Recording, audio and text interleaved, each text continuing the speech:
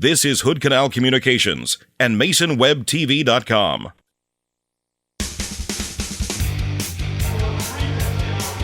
Good evening and welcome to Week 4 of the 2016 high school football season.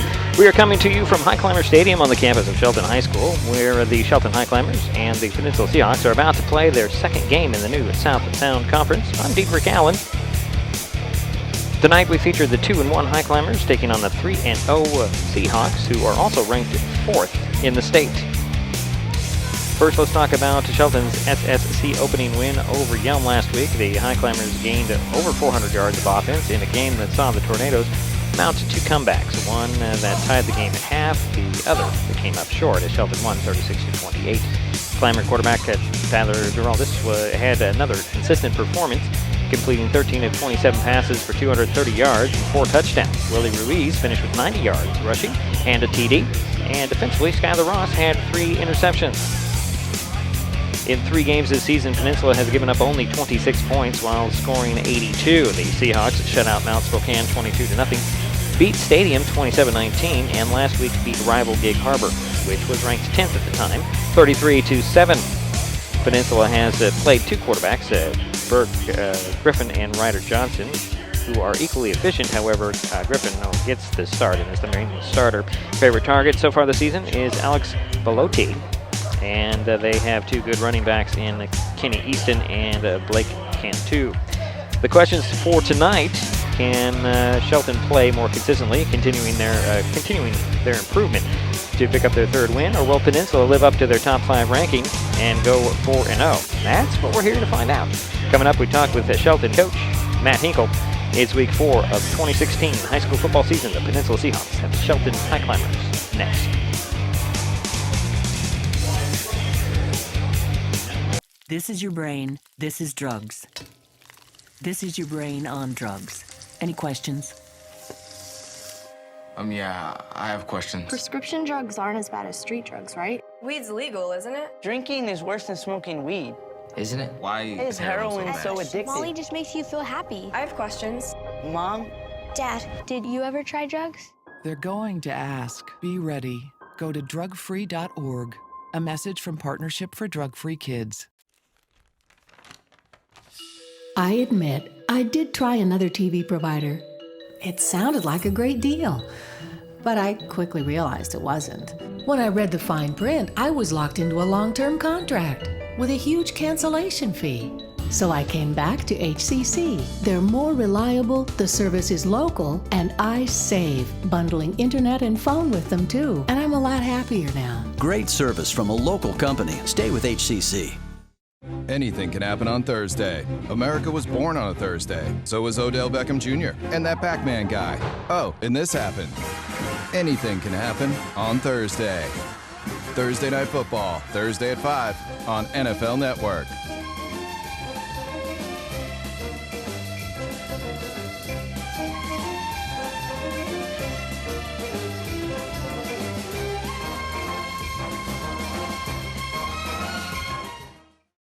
You've seen the sign, keep right except to pass, but did you know it's the law? Camping out in the left lane makes you a slow-moving safety hazard. Moving to the right improves emergency response time and helps reduce collisions and traffic jams. Allowing faster-moving traffic to pass is always the best choice. Use the left lane to pass slower-moving or merging traffic, then return to your lane. Remember, keep right except to pass.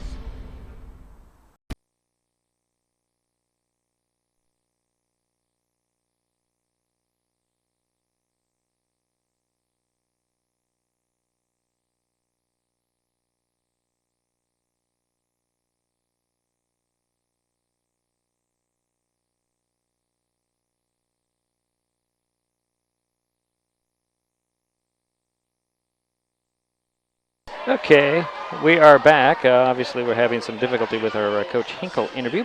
Take another quick timeout, and we'll be right back, and hopefully we'll get Matt's interview on. Stand by. Nothing can go perfectly. Can it? Sure. Thanks to cell phones, you can call 911 from almost anywhere. 911, what's the address to your emergency? I I just wrecked. Can you find where I'm at? I can't find where you're at. But many people don't realize that cell phones and even smartphones don't always send location or GPS information when you call 911. What road are you on? Were you on the highway? You can't find where I'm at? No, I need you to tell me what road you were on. Since 911 dispatchers can't always tell the location of your emergency, they need your help. It's the last turnoff right before Okanagan, and it's in like 3 miles to Okanagan, I think. Did you go by the cemetery? We just passed the cemetery. Just past the cemetery. Okay. Are you sending anybody to look for us? I'm telling them right now. The other dispatcher is getting on the radio. Every second counts in an emergency. If you identify your location when calling 911, help can be sent quicker. Help 911 help you know your location. An important message from your local 911 office and Washington State Emergency Management.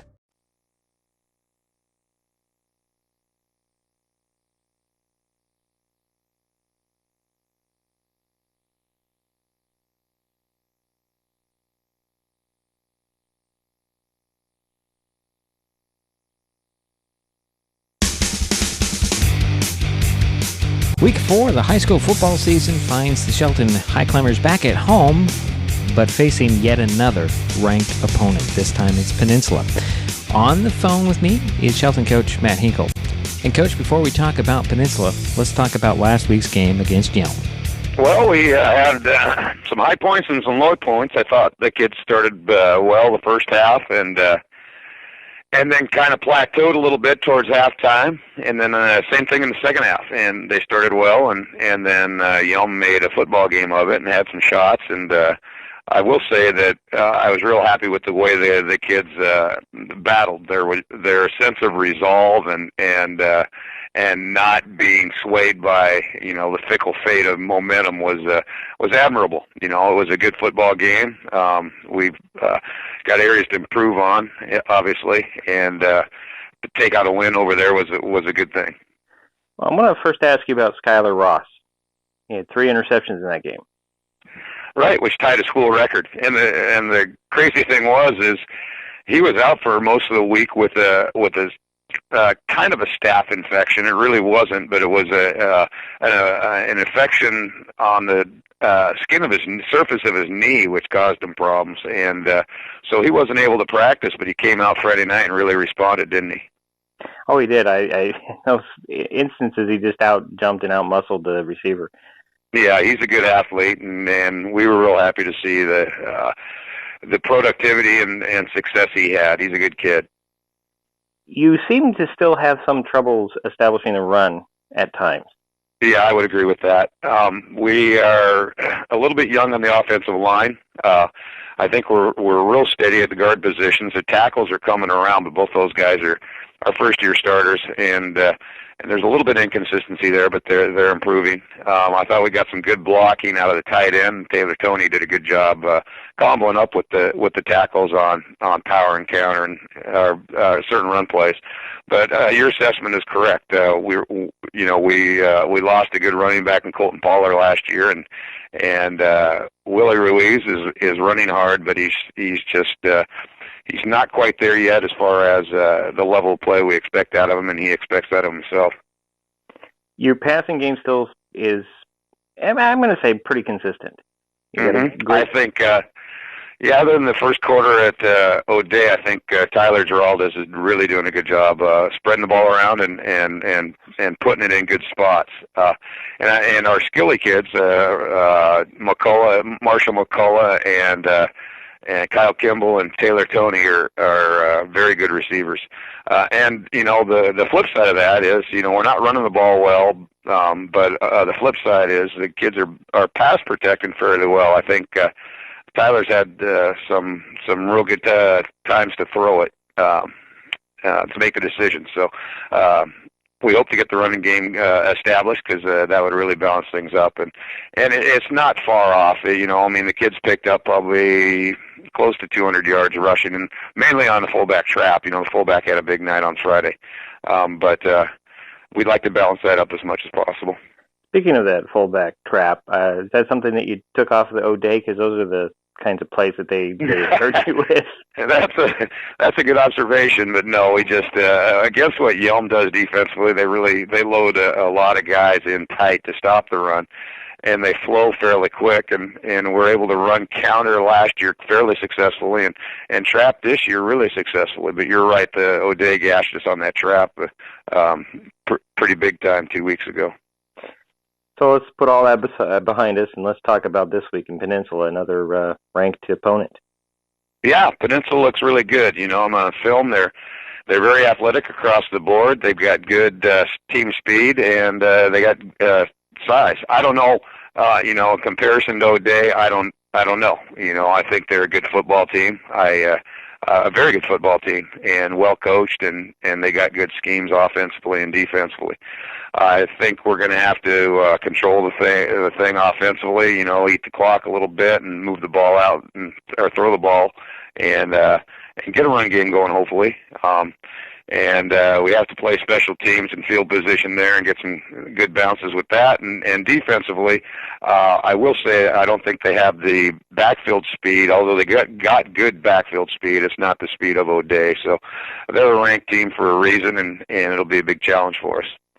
You mentioned special teams. That your kickoff coverage was a little suspect against Yelm. Is that something you've been working on? Well, you know, here's the thing. Old softy coach, you love to get kids on the field and that maybe won't be able to crack it offensively or defensively. You're saying, hey, you're a hard-working guy, and we'll get you in here. And we did that almost to an extreme on kickoff, and it showed. We got some kids with great heart, but they're not quite there tackling-wise. And Yelm capitalized on it. They had about 3 kickoffs, long kickoffs. And so we did some personnel adjustment. And having said that, I think our kicking, we got a good kicker in Bragg, but we just need a little bit more height out of it, because what he's doing is he's kicking it fairly deep, but it's on a rope, and that gives the return guys a little bit of an advantage as far as getting upfield and finding creases, as opposed to waiting to the football and allowing the coverage to get down there. So those are the 2 components that caused the problem. Bragg's doing a great job kicking. We just need a little bit more height on it and placement, and the personnel has been rectified, I'm hoping. Speaking of Cody Bragg, there was some discussion in the booth as to his longest field goal of his career. Do you know what that is off the top of your head? Oh boy, I don't. I'm sure he would, but yeah, the one at the game was 28 yards. I remember, but I don't know. He's really worked hard and put the time in. So and it's showing. You know, he's consistent on his kicking. So as far as the longest one, I'd have to check there, but I'm not sure. I could have that information for you next week. No, that's okay. That's good. It just came to my mind. And we're always impressed by Cody's work and how he's kicking in all the games. He's he's doing a good job, isn't he? Yeah, he's been consistent as long as I've been watching him. Yeah, yep, I would agree with that assessment. Okay, Coach, last question as always, any injuries to report? Well, we've got Willie Ruiz is dinged up a little bit. He was not suited down at practice yesterday. We're hoping to get him back today, and he's the running back. Who else? Darkway Jennings, our center, was not at practice yesterday. He's hobbling a little bit. He's going to get the ankle checked out. So those 2 come to mind. Oh, J.J. Ekihua, and I'm not pronouncing his last name right, got a thumb problem. So those are the 3 guys that come to mind as far as injuries. This time of year, you know how it goes. There's a lot of aches and pains, but it's a grind, and the kids are working hard. So we'll get through it. Okay, Coach. Thanks for the time, and we'll see you on the field. Thanks, Diedrich. That's Shelton coach Matt Hinkle. His Highclimbers are taking on the 4th-ranked Peninsula Seahawks tonight. Are you looking for an affordable TV service option? Hood Canal Communications has good news. Introducing HCC IPTV. Get local Seattle TV at an affordable price without lengthy contracts or hidden fees. IPTV uses your broadband connection from HCC. For a limited time, get your first 3 months for free. Need broadband? HCC has got you covered. Ask about broadband options in your area. Call 898-2481 today. Learn more at hcc.net. Hood Canal Communications, keeping our community connected. Oh, look, a redhead. Staring contest.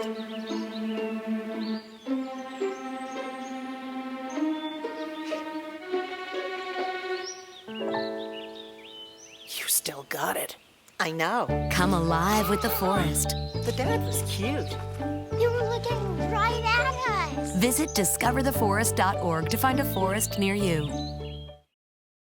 On Travel Channel, at every museum, there are unusual tales to tell. Hearst used his influence to conduct a smear campaign. Join Don Wildman for the most intriguing stories. This is the moment that may have changed the world. Mysteries at the Museum, Thursdays at 9, only on Travel Channel.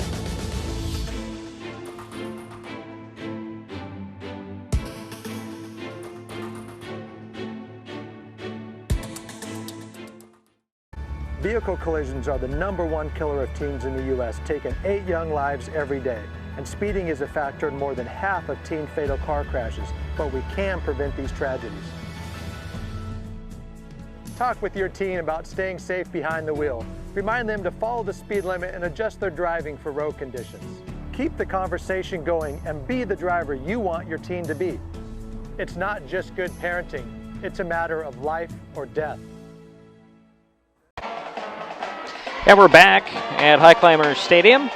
Dietrich Allen at the top of the stands here at Highclimbers Stadium. The Peninsula Seahawks did win the toss and they deferred to the second half. So the Highclimbers will get the ball to start it out, if I saw that correctly. We're just a couple of moments away from kickoff here between the 4th-ranked Peninsula Seahawks and the Shelton Highclimbers. Highclimbers in their home black, all black, white letters. Seahawks will be your white jerseys, green pants, and looks like a dark green numbering on their uniforms as they'll get this thing underway in mere moments. And we'll step aside. We'll be right back. This is MasonWebTV.com, Hood Canal Communications, HCC.net. The living room. It's a great place to watch TV. Just like your backyard, break time at the office, or waiting for your ride. Now you can watch TV everywhere. Stream your favorite shows or live TV from many channels in your cable package on any computer, tablet, or smartphone. It's all included in Hood Canal Communications TV service for no extra cost. Sign up to watch TV everywhere today. Call or visit Hood Canal Communications online to learn more. So I was wrong. The Seahawks did win the toss, but they will get the ball. They will take the ball here on the road. So Cody Bragg will tee it up at the 40. And the deep men are going to be, let's see here, Jack Filkins and Evan Johnson for the Seahawks. Peninsula's standing about the 10-yard line. So we're about ready to get this thing underway. We'll see how Bragg does in kicking, as in the pregame. Coach Hinkle did mention that he was kicking them high, but not high enough and kind of on a rope. Let's see what he does here. Well, he's going to leave a little squibbler that's going to bounce all the way up to the 20-yard line, 21-yard line. That's where Peninsula looks like it's going to be Fickens who falls on it, and it looks like that's where the Peninsula Seahawks will start out on their own 21-yard line.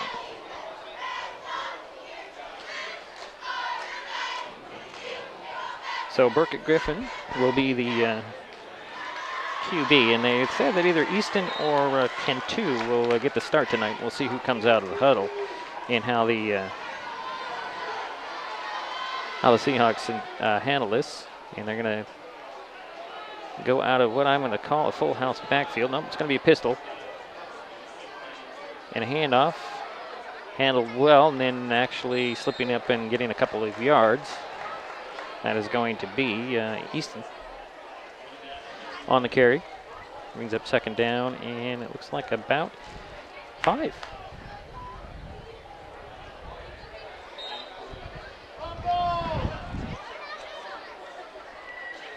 Took the same play going the opposite way. Stood up right there at the line of scrimmage.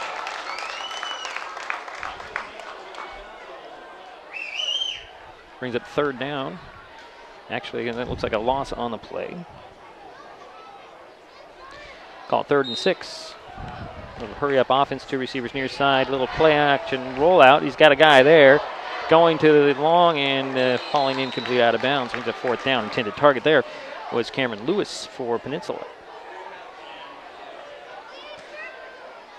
So a quick 3 and out is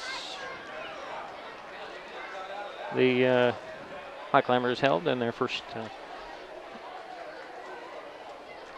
defensive possession. Brings up 4th and about 6. Punting situation. Kyle Kimball back, standing about his 45. Wait for this punt.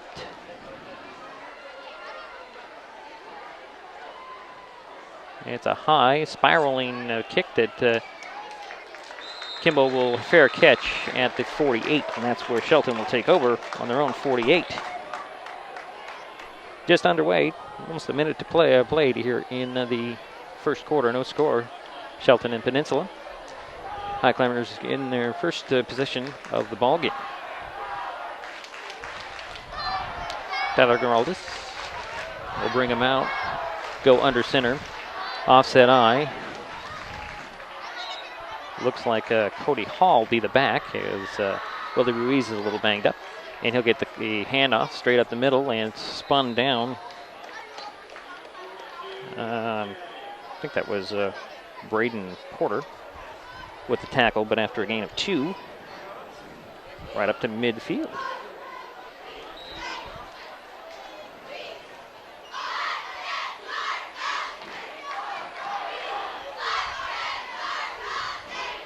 Again, in that offset eye, actually it's going to be straightaway straightaway eye with the Trenton Osmond with Cody Hall, and Osmond will get the the fumble on the play, and they Seahawks get it back. So Peninsula will take over at their own 49. And a break for the Peninsula team as the offense comes back on the field.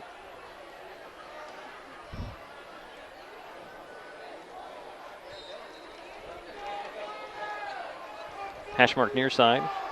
2 receivers to this near side right in front of us.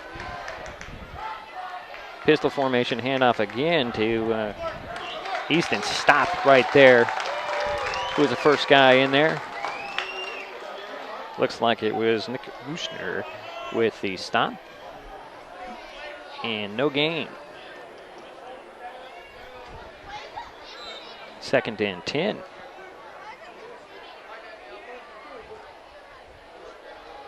Griffin will go 4 receivers this time out of the shotgun. 2 far side, 2 near side. Man in motion, a little faked, and then he shuffles a pass to him. And the man with the ball right there, that's Alex Delote. He got a couple of yards. Brings up 3rd and long, though. Into Highclimbers territory at the 48. Call it to 3rd and 7 for Peninsula. Their second possession, trying to capitalize on a fumble lost. Spread formation with 2 receivers on each side and out of the gun. Griffin throws over the middle. Got a guy there. It's complete. First down and a little bit more. And again, that was Belote to the 30. And a quick 18-yard pickup for the Seahawks. Trying to capitalize off that lost fumble with 1st and 10.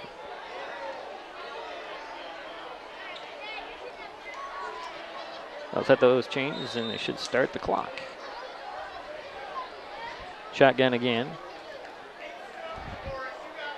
2 on each side, and we have a penalty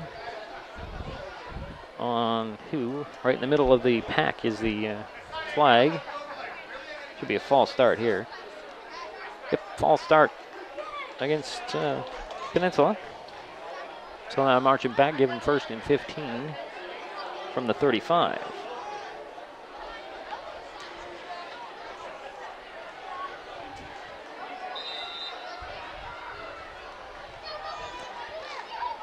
Griffin will bring him out of the huddle. Back beside him, that is Easton. Man in motion again, Belote. Back to pass goes Griffin. Throws it over, got a guy there. Oh, almost intercepted, knocked away at the last second. I believe that was Travis Colmanson with the defense there. And that brings up 2nd and 15 for Peninsula. From the 35 of Shelton.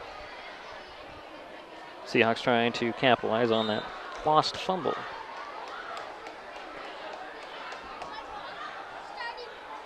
One receiver far side, two to the near side. Shotgun with max protection for Griffin. Back to pass he goes. Got a little bit of pressure, dumping off and incomplete. Getting up the middle there, Nick Wushner for the Highclimbers, forcing him to pass that ball, looking for a screen, and the receiver didn't turn around, so it brings up 3rd and 15.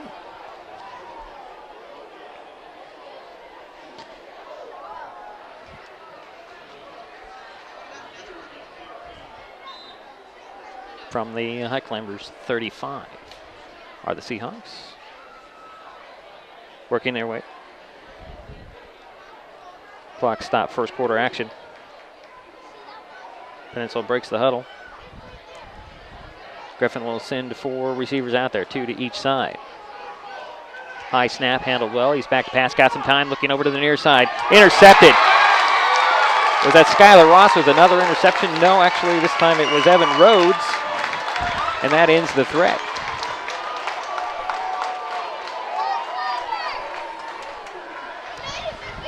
So the Highclimbers will start out with the ball on the 30, their own 30. Nice defensive stand. Getting the ball right back.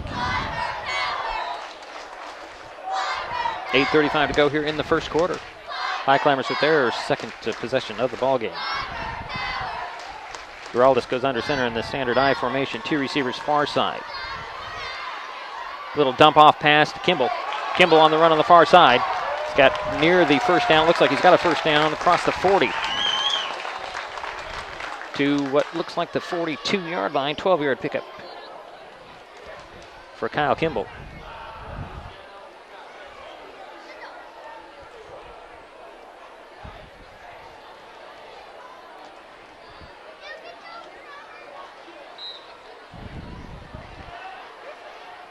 Opposite side, same formation as the last time. Marshall McCullough, far receiver, Kimball in the slot. I formation. Geraldus is going to dump it off, and that one just a little bit off the hands of Kimball. Incomplete, brings up 2nd and 10 from the 42.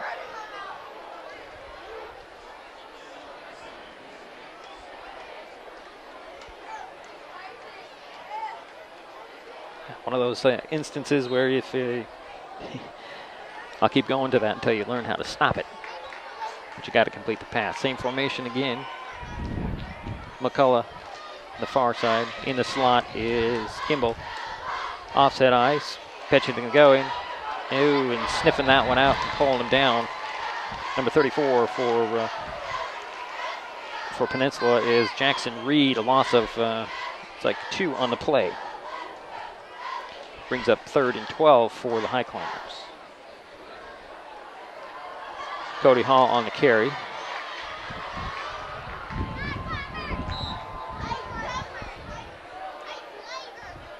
Kimball go wide side, far side of the field. Gage Peterson, near side. Skylar Ross in the slot on the near side, and it looks like Taylor Toney. Out of the gun goes Geraldus. He'll dump it off. Hall just off the fingertips, a little too high. To Kimball, incomplete, 4th down. And here comes Cody Bragg to punt it away for the Highclimbers. 2 turnovers in the ball game, 1 on each side. Nobody can capitalize. Right now we're playing a field position as Jace Keene is back on about his 25 to receive this punt from Bragg. There's the snap. Bragg will take his time. He'll boot that one. Beautiful, beautiful punt that drives. Came back to his 10. He dropped it. Going to pick it up at the 5 to the 15 now. Coming the near side. He's got some running room. He'll get out of bounds at the 40. Crowd wanted a flag somewhere way back and they finally get it near the 30.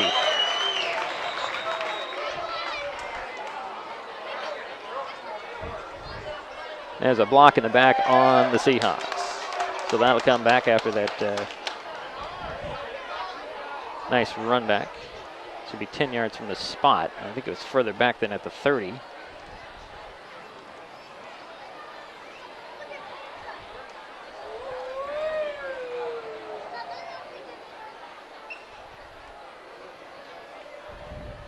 So the guy in the white hat's going to give us the call. Clock in the back against the Seahawks. Marching back, should be 10 from that spot.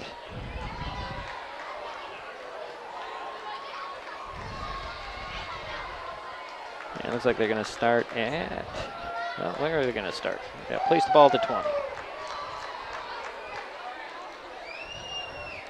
So Peninsula will start out with this drive with their own 20-yard line. Griffin will spread them out a little bit, max protection. And some discussion as they trying to get a new ball out there. That's what they're trying to do.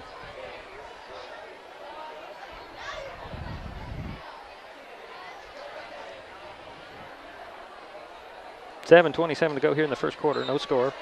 Peninsula with another possession. Handoff this time. It's Easton. Easton on the run. He's got a lot of running room. Can Skylar Ross catch him? Doesn't look like it. No flags, and it looks like Peninsula is on the board first.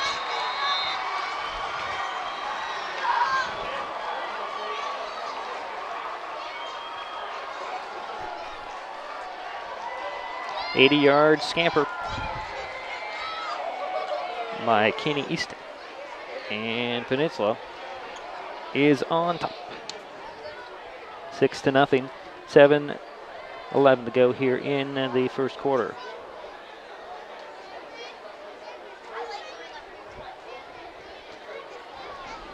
Point after coming for Peninsula.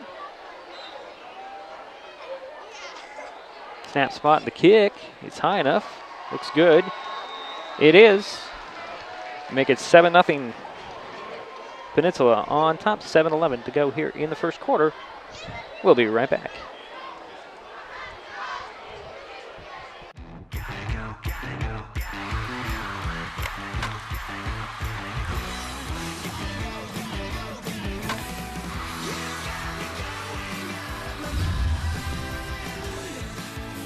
Watch your games on Fox Sports Go, streaming live all season long.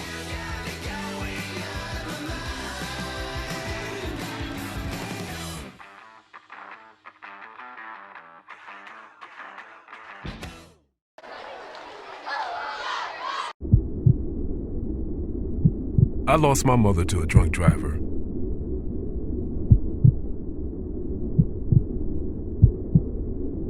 She taught me to be kind and good and strong. Be a positive force in a sometimes cruel world. I want to do everything I can to keep Washington a beautiful place. And we're back. As a two-play drive ends with an 80-yard touchdown run for the Peninsula Seahawks.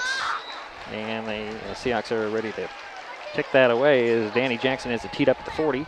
He's going to kick it deep at about the 14-yard line is Kyle Kimball. Kimball straight up the middle.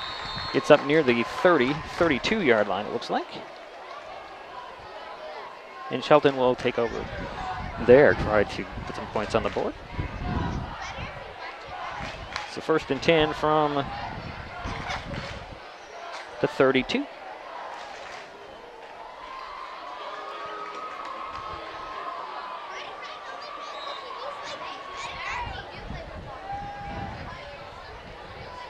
Corrales will bring him out. Skylar Ross and Kyle Kimball, near side receivers. Kimball's in the slot, offset to the far side in the I formation. Hall at the end of the I. In motion is Kimball. Handoff goes to Hall. Cody will get around the far side near the first down marker before he's whacked down right there. Spotted at the 43. So an 11-yard run for Cody Hall.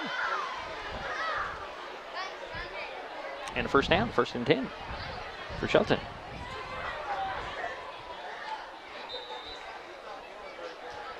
Hopefully the weather will hold off. It's an offset eye to the near side this time. Ross in the receiver's outside. Inside handoff goes to Osmond. Osmond will power forward for about 4, maybe 5 yards, depending on the spot. Across the 45, 46-yard line. Maybe 47. Actually give him 4. So 2nd and 6 for the Highclimbers.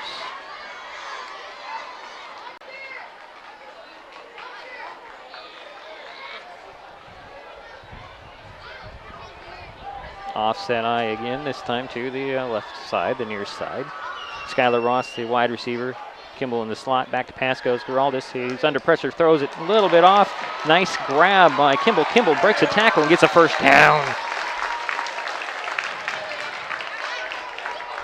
A little off on that pass, but Kimball managed to reach out and grab it and pull it down. And that's a first down for Shelton into Peninsula territory at their 46.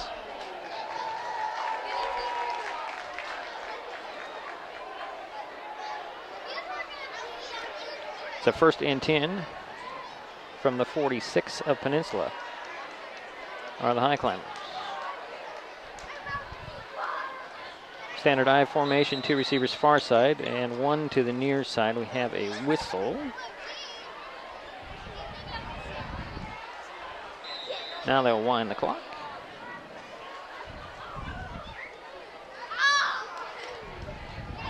Skylar Ross, a lone receiver to the near side. Taylor Tony far side, and Kimball's in the slot. Girls will hand it off, and it goes to Hall. Hall just off to the left of his tackle. Gets to the 41, 5-yard pickup. Brings up 2nd down and 5.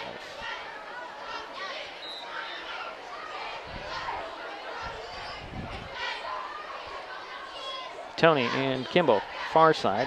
Marshall McCullough, near side, alone. Straightaway I formation. Osmond. And this time it looks like it's 25 on the carry. That's Isaiah Stewart with the run. Just short of the first down to about the 38. Give him 3 yards. Brings up 3rd and 1.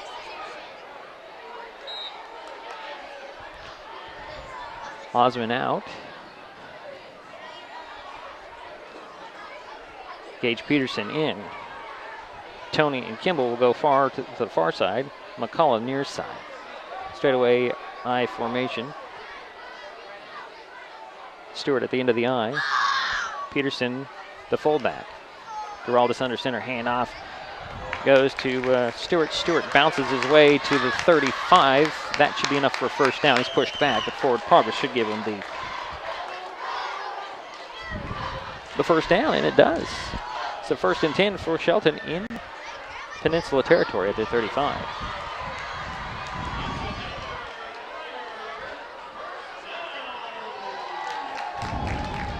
A little bit of wind coming from the north. It's like a standard I formation again. Peterson and Stewart are the backs. 2 receivers far side. For all this little play action under pressure. He's going to dump it off, throw it over the middle. It's intercepted in the end zone, but he's out of bounds, incomplete. Yep, that's the call, incomplete pass. Brings up 4th down.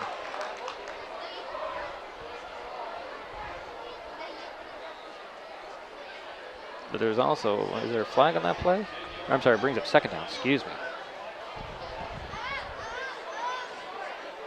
From the 35.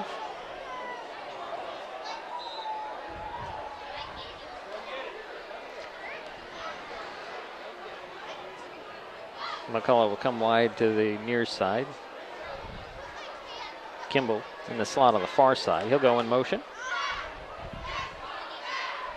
Pitch going to Stewart. Stewart getting around the edge, trying to get around the edge. Got a couple of yards on a toss sweep to the left. Looks like he got 2. To the 33. Brings up 3rd and 8. Actually, they're going to say no gain on that. Wow. Questionable spot, I would think. So they're going to call it the 3rd and 10. Short 10, long 9. We'll also go in the shotgun with Stewart beside him to his right. 2 receivers far side, 2 near side. Rolls back to pass. Gonna get under pressure, throw it off in the middle, is wide open, and stumbling his way to near the 31-yard line is Stewart. Wow. He had wide open field, just couldn't keep his feet. Brings up 4th down. I'll give him a couple yards on that reception.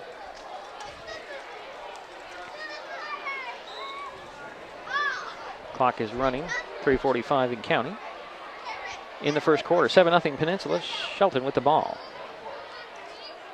On a 4th and called 6. Rawls go in the shotgun with 2 receivers far side, 2 to the near side.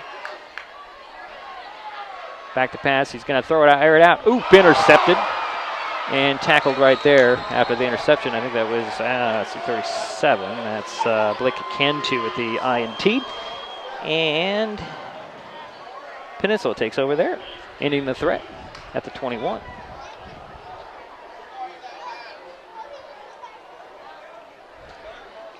Let's go, D!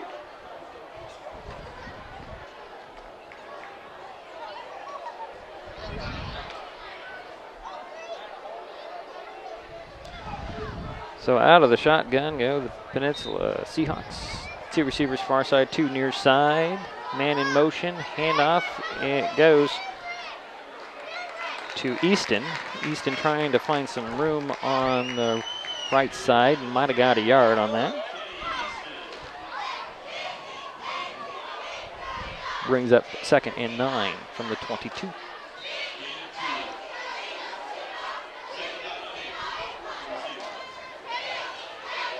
Actually, it's the 23. Single receiver on each side. Quick handoff in the middle. This time it went to Cantu. He gets pushed back after a short gain, if anything.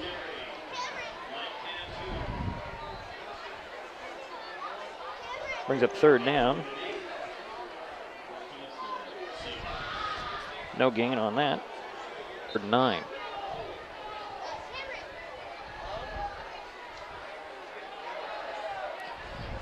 Griffin will come out of center, go into the shotgun, send 2 receivers far side, 2 near side.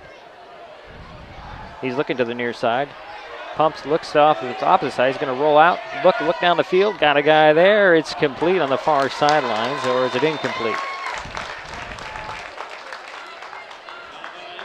It's incomplete. Belotti was the intended target there on the far side. Brings up 4th and 9. Kim will go back and wait for the punt. He'll stop about his 40-yard line there. Stanley Jackson will do the kick. Actually, no, it's not Jackson. It's Ryder Johnson will do the kicking.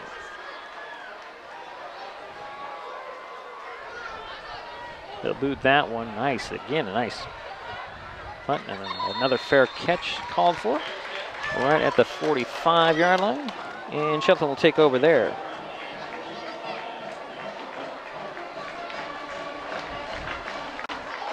$1:55 to go in the first quarter. 7-0 Peninsula. Shelton has the ball after the punt, stopping the Seahawks.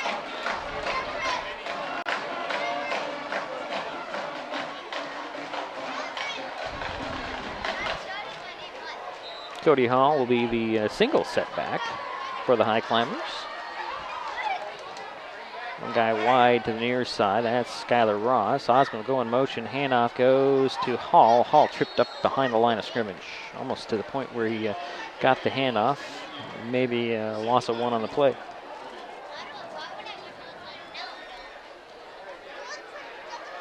No, yeah, we'll call a loss of 1. Brings up 2nd and 11. Ball's at the 44.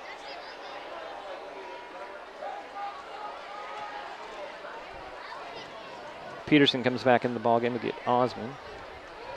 Marshall McCullough back in as well. Skylar Ross, McCullough, and Kimball will come to the near side. And we have a flag. It's going to be a delay game.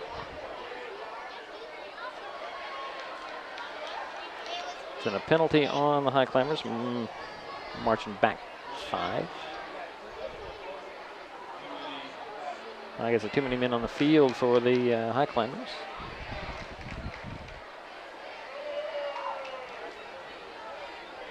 That's a 5-yard penalty. Puts him at the 40-yard line, or 39-yard line. Second penalty on the Highclimbers. 1:17 to go here in the first quarter. Three receivers near side, one to the far side. And now what do we have? Some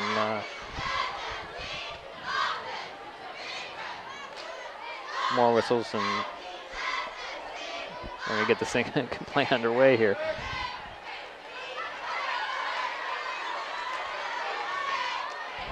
Shotgun for Giraldez. Taylor Toney, the man wide. McCullough, Kimball, and Ross near side. He's going to go to Toney over the middle, off his hands, incomplete. A little too hard, too much zip on that ball from Giraldez. Toney can't haul it in. Brings up 3rd and 15.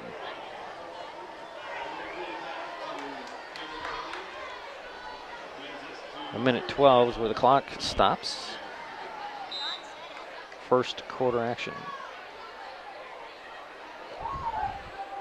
Seahawks struck first, went to 80 yards in 2 plays. Get on the board. The Highclimbers are playing with them except for that one play. Shotgun again, same formation. Giraldez dumps it off in the middle. This time it's McCullough. McCullough breaks the tackle. No, it's Toney. Toney to the 30. Taylor Toney with that reception to the 30.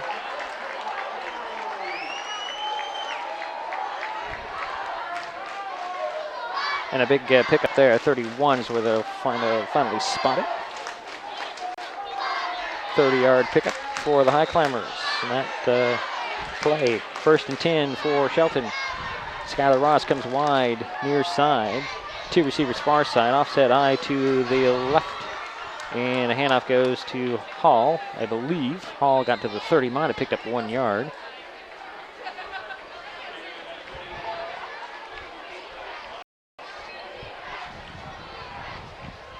Was Cody Hall on the carry. Second down and 9 from the 30.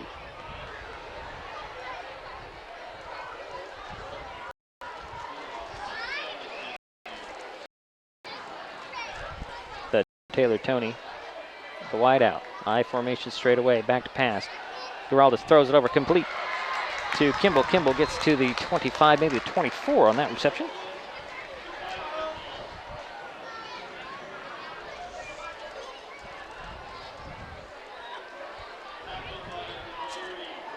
Quick 6 yards there. Brings up actually 3rd and 2. As we're going to run out of the quarter here. And that does it for the first quarter. 7-0 Peninsula, but Shelton's getting close. We'll be right back at the second quarter. I lost my mother to a drunk driver.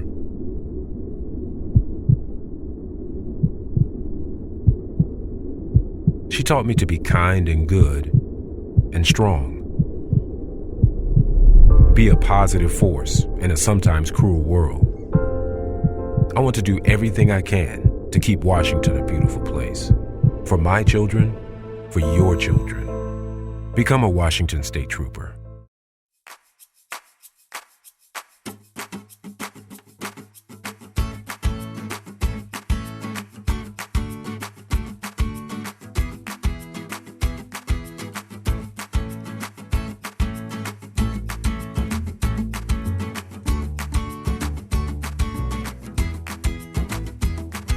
Find brands you love and deals you love on QVC.com. Find what you love what you find. And we're back, waiting for the start of the second quarter. 7-0 Peninsula on top of Shelton. The Highclimbers have the ball with a 3rd and 3 on the Peninsula 23-yard line.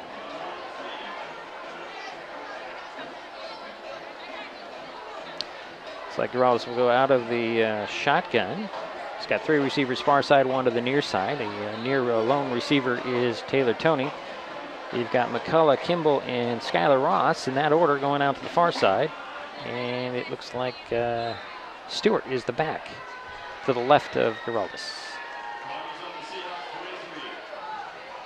Out of the shotgun, a little high on the snap. He's just going to dump it off complete in the middle to Kimball to the 15-yard line. First down for Shelton. And a 9-yard pickup.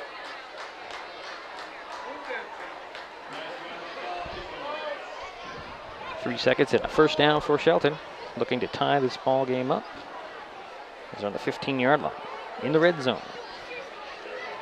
Trips to the near side. It's Peterson, Kimball, and Tony. Skylar Ross, the far receiver, all by himself out of the pistol. Low snap. And the girls had to fall on that one. A loss of 4 on the play. So second down and 14. Not really sure what kind of a snap that was, or maybe he thought that the center thought that Tyler was under center, rather out of the pistol, or misjudged that.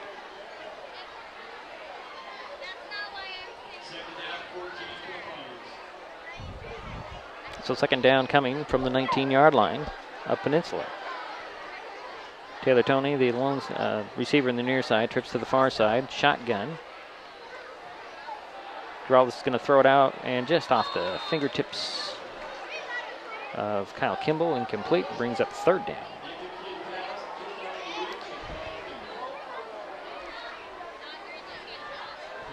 Stops clock there with 11:11 in the second quarter. Speaking of this halftime, where we'll be talking with Merriam Knights football coach Mike Bateman. His Owls are actually playing tonight. They usually do play on a Saturday, but they occasionally get that Friday night game, and they've traveled to Kentwood High School to take on Mount Rainier Christian. Three receivers far side, one to the near side. Taylor Toney on the numbers on the near side. High snap. Geraldus back to pass. Avoids one guy. Had to go back and avoid another, but he's sacked. And a big loss there. And on the tackle is Blake Cantu. And they're going to give him forward progress to the 30. So an 11-yard loss on that. And that brings up fourth down. And 14 from the 30-yard line.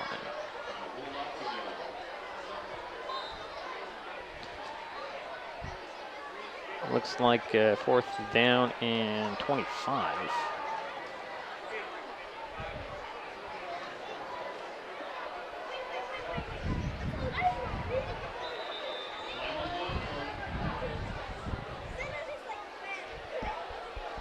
Shotgun again for Geraldus. Stewart beside him. Three receivers far side from the outside in. We'll give it that to you. Well, can't get to it. Back to pass goes Geraldus. He's going to go long. Got a guy there, and it's intercepted in the end zone, I believe. Let's see what happens. Yep, it's intercepted. So Peninsula will start over on their own 20-yard line with a 7-0 lead.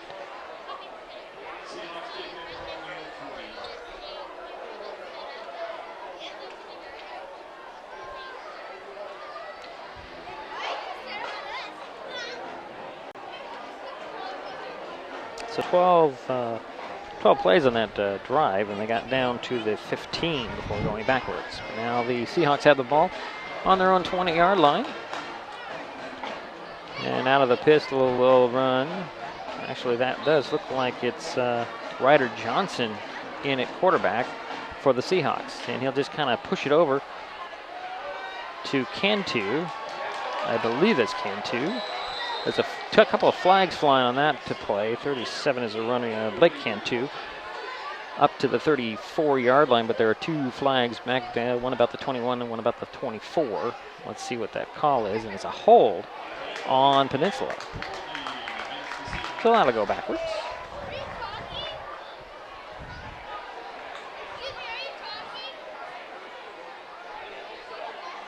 They're going to mark the spot of the foul about the 23-yard line. So 10 yards from there. And I'll march him back.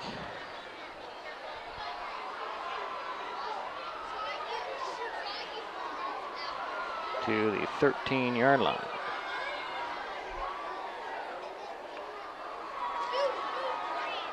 So that'll be a 1st and 17 Let's go, D!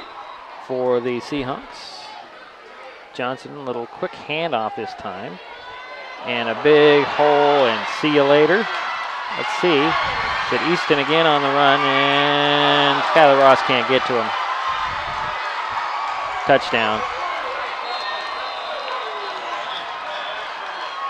That was Kenny Easton with a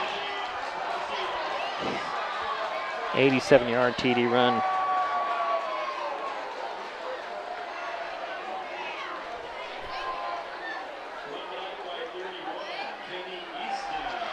And the point after coming for the Seahawks. And it's 13-0.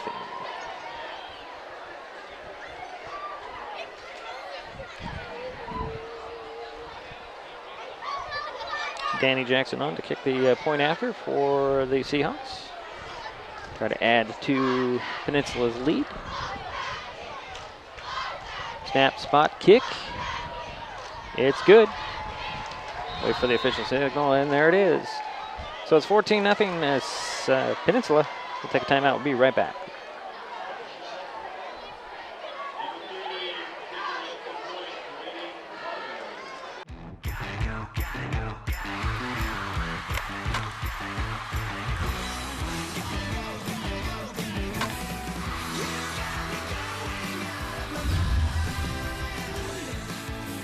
Watch your games on Fox Sports Go, streaming live all season long.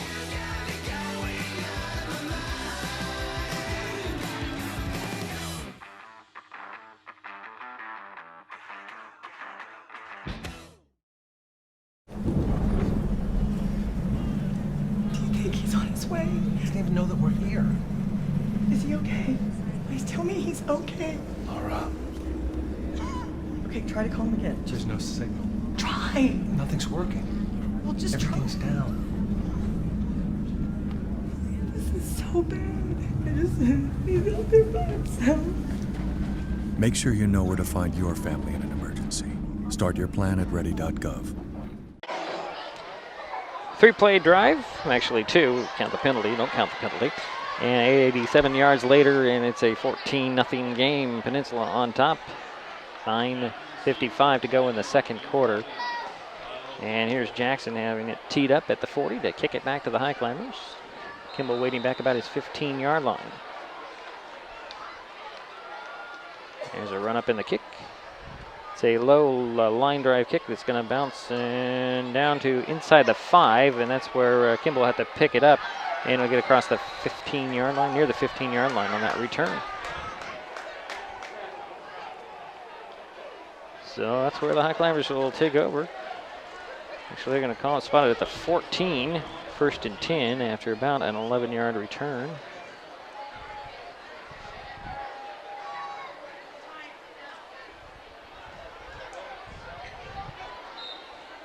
Let's see what the Highclimbers can do here.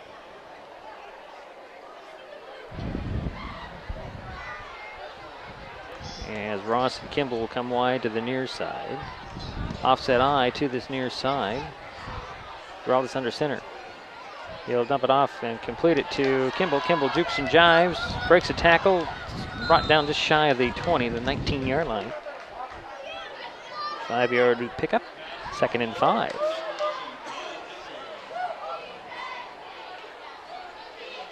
Clock is running with 9.5 minutes to go here in the half.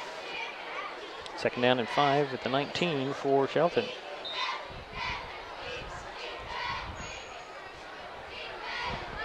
Taylor Toney comes wide to the near side. Skylar Ross wide to the far side, and Kimball in the slot on the far side. Straightaway I formation.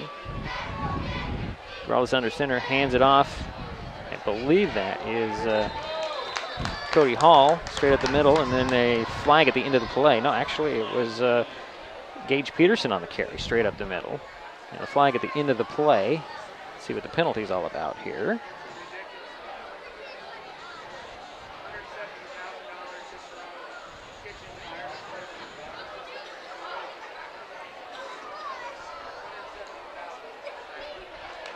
And it is a hit to the head against Peninsula, so that if the run didn't give him 5 yards or give him a first down, the penalty sure will.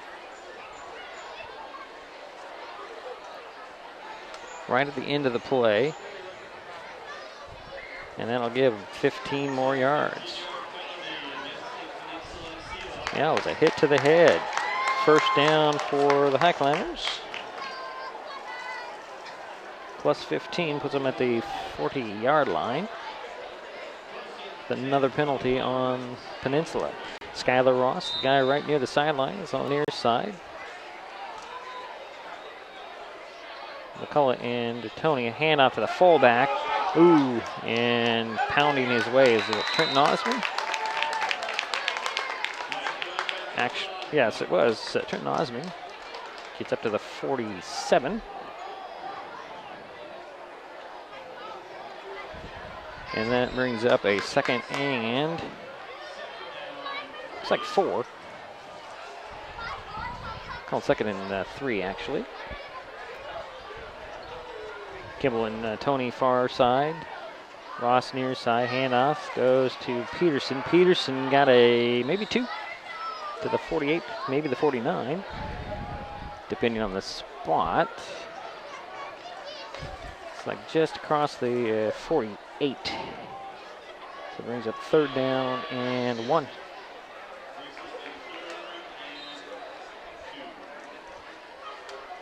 Clock is running as we approach 8:05 to go here in the half. Shelton Highclimbers trailing by 14 points with the ball. Offset eye going to the left side, 2 receivers far side. Kimball and McCullough handoff to Osmond. Osmond fights his way to near midfield. Just shy of the first down marker. Give him 1. Brings up 4th and 1. Highclimbers likely going to go for this one, right there near midfield. Morales bringing the play from the sideline.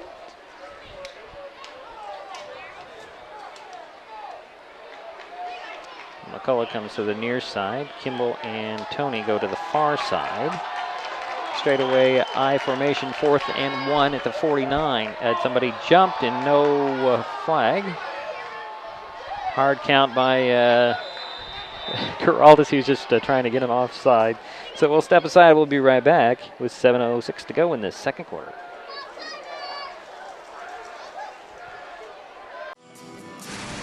Say hello. Bonjour. Ni hao. To the faces of travel. Asante-san. To the people who take you around the planet. And show you the time of your life. Say hello. Konnichiwa. Bon dia. To Travel Channel.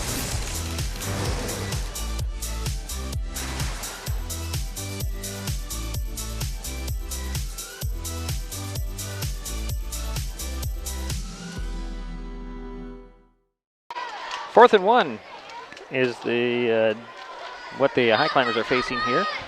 Tried to go, lined up to go for it, but it was more of just a nobody move, and I'm going to see if we can draw them off the sides with a hard count, and nearly got it, but didn't happen, so Earl has called a timeout, and Cody Bragg is on to kick, pumped it away, and going back deep is Jack Filkins.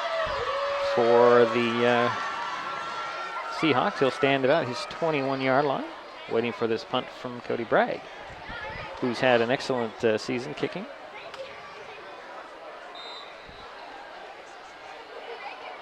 There's the snap, a little bit high. Bragg handles it, gets off a boomer.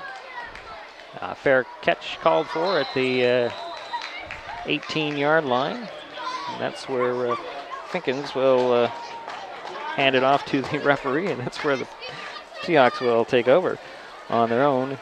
Actually, no, it's at the 18-yard line. That's right, 18.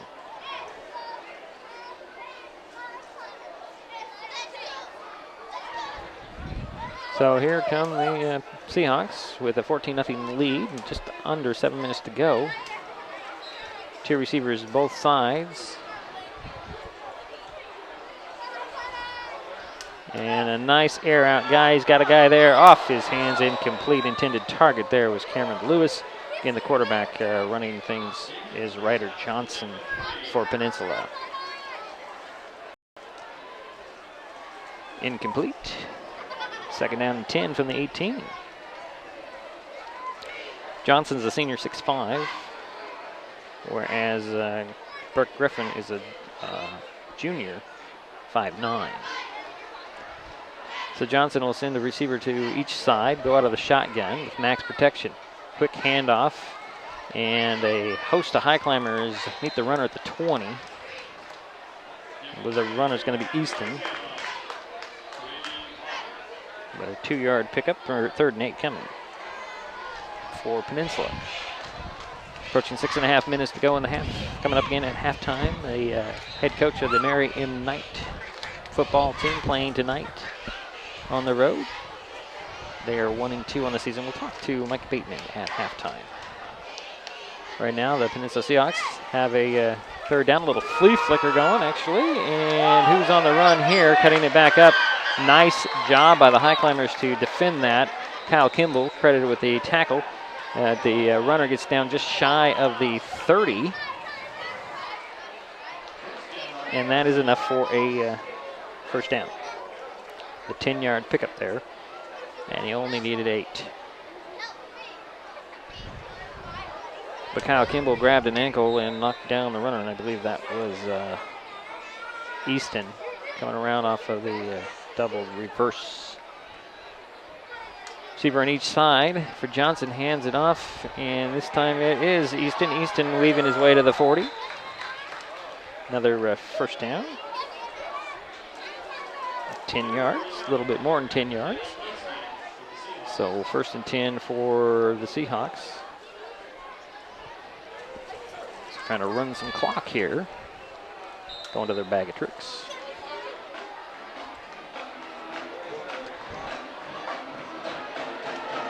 Johnson will go out of the shotgun. He'll flip it over to Easton. Easton slips one tackle, and then he stood up at the 40. Good defense by the Highclimbers. No gain there, maybe a foot. Brings up 2nd down and 10.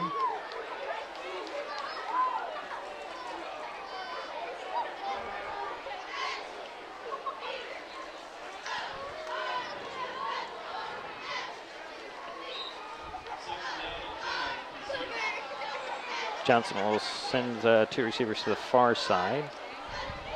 Out of the pistol he goes.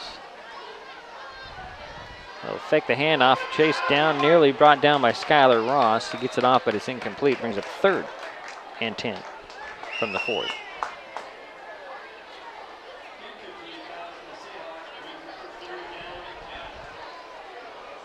Stops the clock with 4:57 to go here in the half.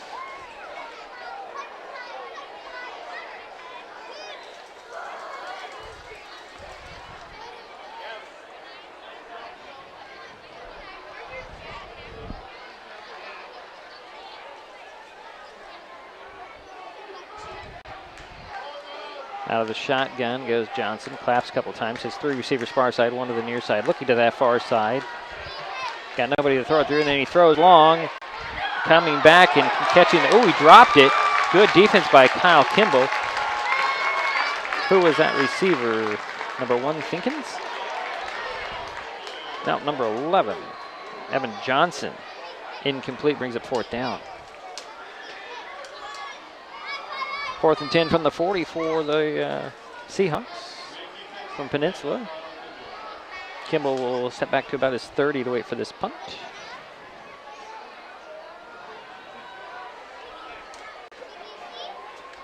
Snap is on the way. It's a long punt, little drive. Kimball back to his 19. Looking to the near side. Slips a couple of tackles, still on his feet. Gets to near the 25, and then a flag at the end of the play.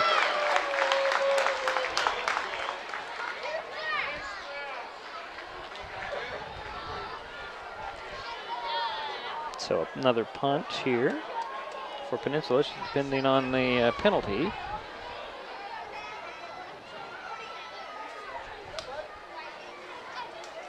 And it is on Peninsula.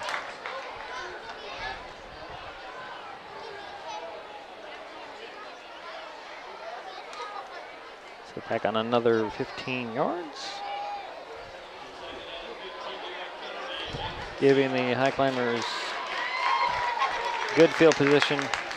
Another hit to the head at the 49 is where they will start. Their own 49. Shy of midfield. So I'll see the Highclimbers can capitalize on this decent field position. As Marshall McCullough will come to the near side. Looks like that might be Taylor Toney on the far side. Man in motion is Trenton Osmond. Handoff to Isaiah Stewart's, and he'll get into Seahawk territory to the 47.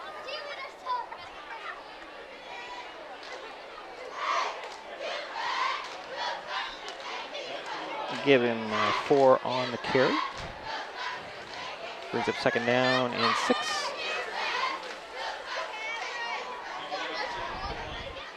Straightaway I formation. McCullough and Toney on the near side. Little handoff. Again, it's Stewart on the carry. He might have got a yard just by his sheer momentum, but he hits a wall. Give him a yard on that carry. Gets into the 46. Brings up third down.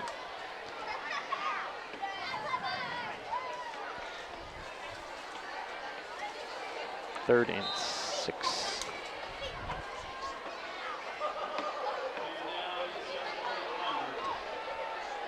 Passing situation for the Highclimbers. Kimball comes wide to the near side. 2 receivers far side.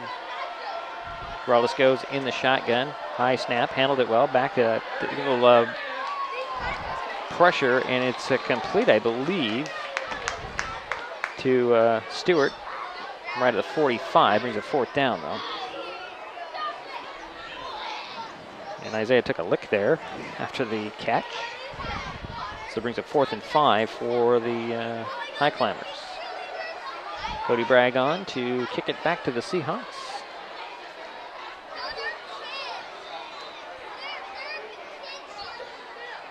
And it looks like Jace Keene is back to receive the punt, standing about the 10. Low snap for Bragg, gets it away. It's high. Kind of short, hits at the 25, takes a sideways bounce, and the Highclimbers will down it right there about the 24-yard line.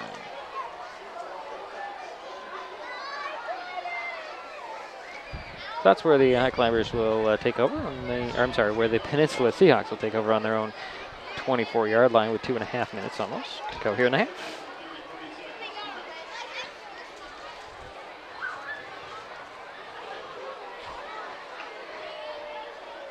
Ryder Johnson kind of brings him out, meets him in the huddle. He'll send a guy wide to the near side. That's number 13, that's Deveria McCain. He'll dump it off, however. He'll overthrow, try to dump it off to Kenny Easton, and it's incomplete, brings up 2nd and 10 from the 24.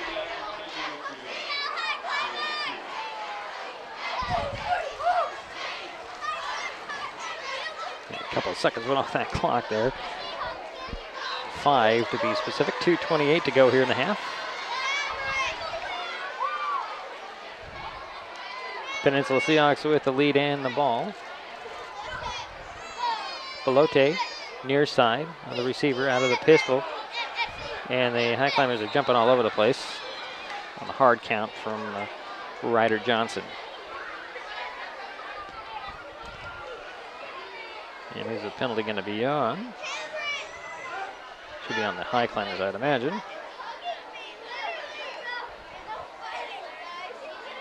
Yep. So that gives Seahawks 5 yards. Brings up 2nd and 5 from the 29. Little shuffle handoff, I believe, and that's Cantu trying to get by the defenders, and then a flag falls at the end of that play.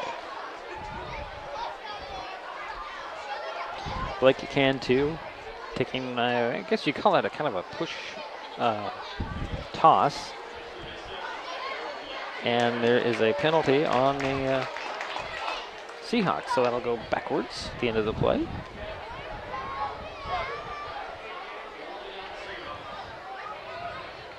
It is a hold at the end of the play. So it'll march them back inside the 25 at the 23-yard line.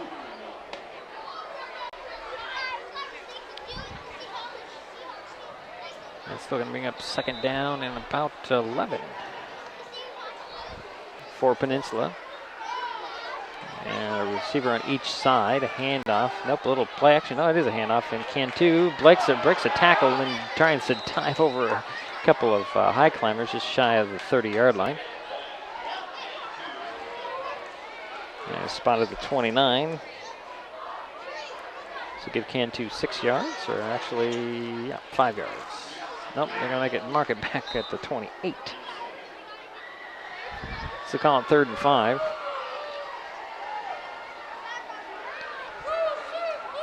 Three receivers far side, one to the near side. Shotgun for Johnson, and oh boy, who went off the count there? Deborah McLean forgot the count, I think, and just took off.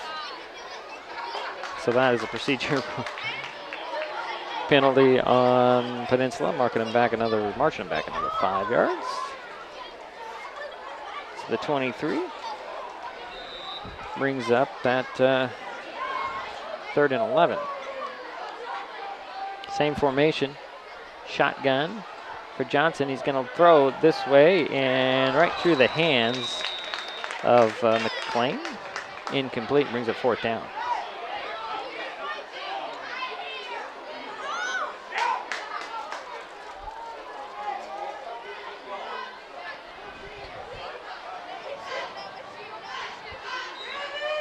So 14-0 is a score.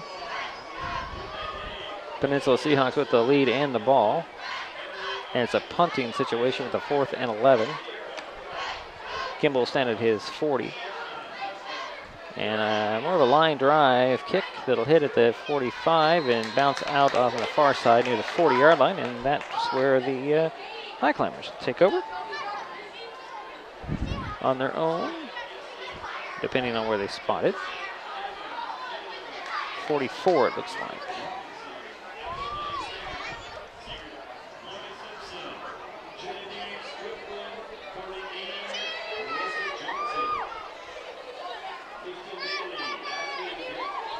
So the first quarter had a little bit of action with a couple of turnovers, and then a touchdown for Peninsula, and then another turnover for Shelton, and a touchdown for Peninsula. That's where we stand here as Geraldus will go out of the shotgun. Have 3 receivers near side, 1 to the far side. Back to pass it goes, avoids, or tries to avoid, and he's pulled down. I believe that's going to be Easton on the tackle. Nope, it's actually going to be Cantu. And a loss of 5 on that to the 35. Clock is running at 1:08 and counting. Geraldus goes out of the shotgun. 3 receivers to the near side, 1 to the far side. Little dump off to Kyle Kimball, trying to get that yardage back, and he gets back to the 40, and then there's a flag in at the end of the play. I think you're going to see a face mask at the end of that one.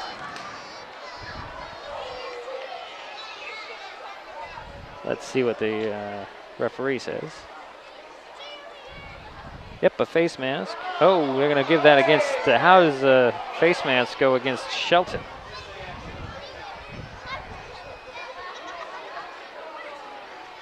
No, he's going to correct that. There you go. Pointing the wrong direction, so that should put the ball up to near the 50-yard line for the Highclimbers. I'm sorry, it should be to the 45 on the opposite side. It should give them a first down. Very, very close to the 45. And they give the Highclimbers a first down. 49 seconds to go here in the half. Shelton trying to get on the board. Giraldes will go out of the pistol. Send Taylor to the near side. Trips to the in the slot on the far side. Little dump off goes to Kimball. Kimball gets by a couple of tacklers and gets up to the 40 before he's pulled down there. And that gets to about the 39. He's second in, it looks like 4. Timeout called by the Highclimbers. We'll step aside for 30.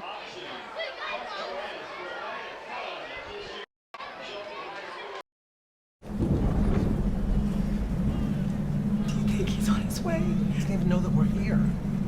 Is he okay? Please tell me he's okay. Laura. Okay, try to call him again. There's no signal. Try. Nothing's working. Well, just Everything's down. This is so bad. He's out there by himself. Make sure you know where to find your family in an emergency. Start your plan at ready.gov. Second and looks like 3 for the Highclimbers when they come out of the timeout. 34 seconds to go to halftime. They trail 14-0. They're on the Peninsula 39-yard line, it looks like. 39. Need to get to the 35.5 for the first down. Giraldes will bring him out. Go out of the shotgun. He has one receiver far side, 3 receivers near side. Tony, Kimball, and it looks like Peterson. Looks like a blitz is shown. Picked up well. And he's got a guy there. Ooh, another interception. And on the return. And saving the touchdown is going to be number 52 for the Highclimbers, Dylan Paul. And the interception was done by Evan Johnson.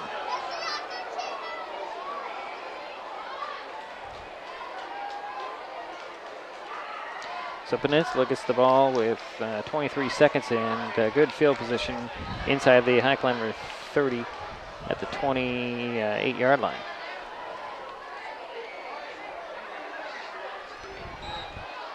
They do lead 14-0. Ryder Johnson looks and he's going to go for the far side and overthrew intended target, which was Evan Johnson. Incomplete. 17 seconds to go now in the half.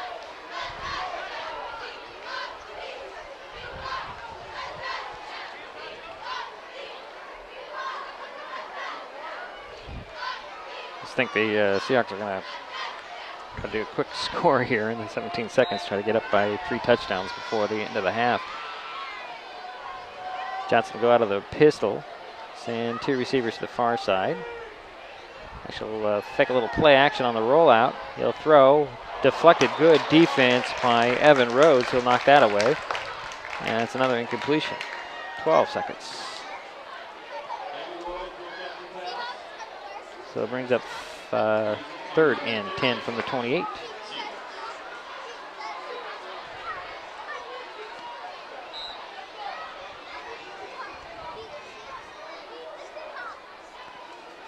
.12 seconds to go here in the half. 14-0. Peninsula with the lead and the ball on the Shelton 28-yard line. Trying to punch it in off the interception. 3 receivers far side, 1 to the near side. Man in motion. Johnson back to pass. He'll shuffle it over to Easton. Easton still on the run. And inside the 15 to near the 12-yard line before he's pulled down. There's 5 seconds on the clock.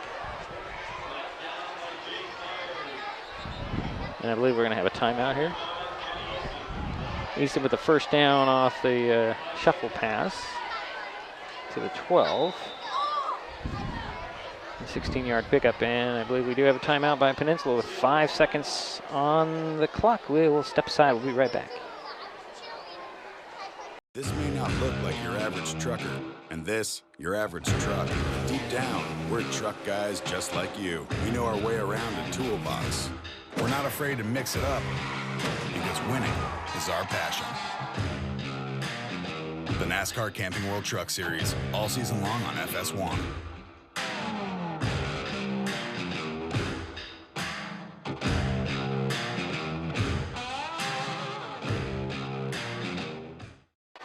With 5 seconds to go here in the half, the Peninsula Seahawks are going to bring out Danny Jackson to try a 29-yard field goal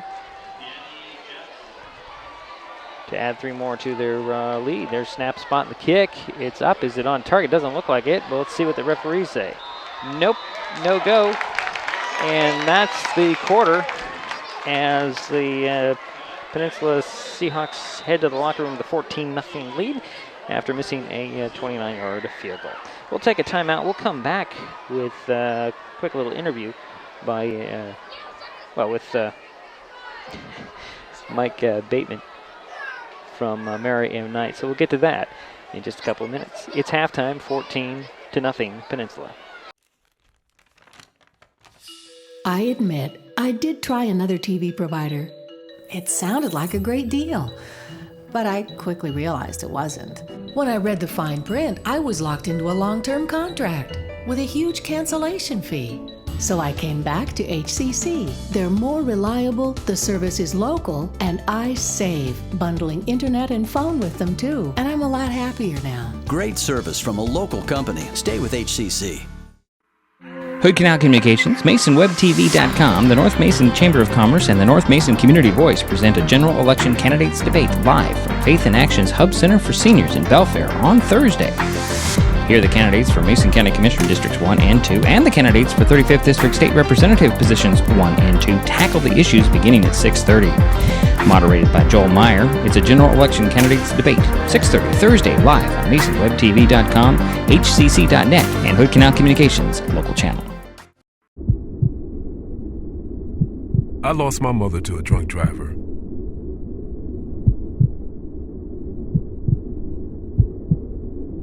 She taught me to be kind and good and strong. Be a positive force in a sometimes cruel world. I want to do everything I can to keep Washington a beautiful place. For my children, for your children. Become a Washington State Trooper.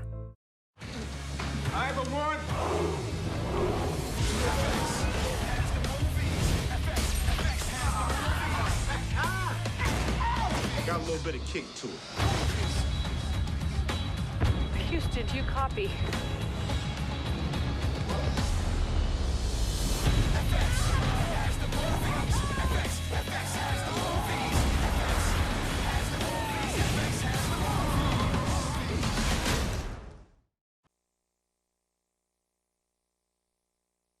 Halftime at Highclimbers Stadium. There are 3 football teams in Mason County. Of course, Shelton, North Mason, and Mary M. Knight. Now, the Owls are 1 and 2 on the season. They picked up their first win last Saturday. On the phone with me is Mike Bateman. He is the head man of the Mary M. Knight 8-man football team. And Mike, thanks for taking some time. And tell us a little bit about your team as they're developing this season. Well, we're actually we had a real problem with containing blocks on the offensive line and then shedding blocks on the defensive line. And so we worked on that a lot the first probably 3 weeks. And then they used them real well in the game on Saturday. We had, I don't know the totals on everything because I don't have the stat sheet in front of me, but the offense was great after the first quarter and maybe one series. We pulled the starters. Most of them, they didn't play until the fourth quarter late, and that was just to give them a little bit of keep them in the sync of it. And I didn't allow them to score, to be honest with you. I told them they couldn't because we were up big, and there's no sense in running a team into the ground for no reason. This team's been hasn't done that to anybody else, so there's no reason to do that back to them. And they were down on numbers. They only had 11 guys, I believe. They had like 11 or 12 guys ineligible because of practices. Guys, they couldn't get kids to come. So it was good. We had our fourth-string quarterback play from the second quarter on. Okay. So, I'm sorry, go ahead. Yeah, so it was a good game. A lot of the younger guys got a lot of experience. They got a lot of playing time. And the older kids actually, unfortunately, the game wasn't closer so that they could continue to work on the stuff that they need to. But we'll have that this Friday when we head up to Rainier Christian. So talk about your main guys, your core, your starters, and tell me a little bit about some of them. Well, Ian Frost is just, I can't say enough about him on defense. He's one defensive starter that played almost the whole game because he's middle linebacker, and he makes everything happen around him. He gets everybody lined up correctly, the younger guys, so he played a lot. He's just, without him, our defense would not operate near as well. So he keeps everything flowing there, calls all the defensive plays when he's in, does all that. And then Quentin on offense is just a beast. He had, with only playing the first quarter and maybe one or two plays after that, he had over 200 yards of total offense. Between that and his return yards, we had 3 touchdowns called back. He had 2 of them called back, and they were all for holdings or blocking the backs on kickoffs. But and then like Cole up front, the starting center, and he plays a linebacker position for us too. He reads everything real well, plays good. All my returning players, I can't say enough about how much effort they've put in. And then we got, Zach as our quarterback, and he plays a D end also. Been really well played. Jason Shaw.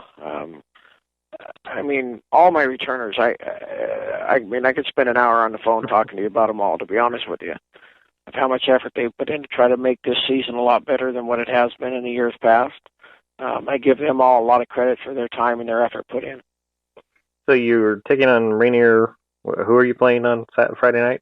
Rainier Christian. Rainier Christian. Yeah, at Kentwood High School. Okay, and what do you know about them? I got some game film on them from one of the other coaches, and I've talked to another one that played them this year. They got an injury on one of their best players earlier in the year, something to do with a collarbone. I don't know exactly. So that put them out, and they've kind of changed the way they run things. Instead of running the ball as much as they did, now they pass it more. So number 22 is their quarterback, fairly good guy. And then number 21's their main offensive threat, now without number 4. And I'm sorry, but I don't know their names. I don't have any of that information. But so it'll be it's going to be a good contest going up there and playing against them.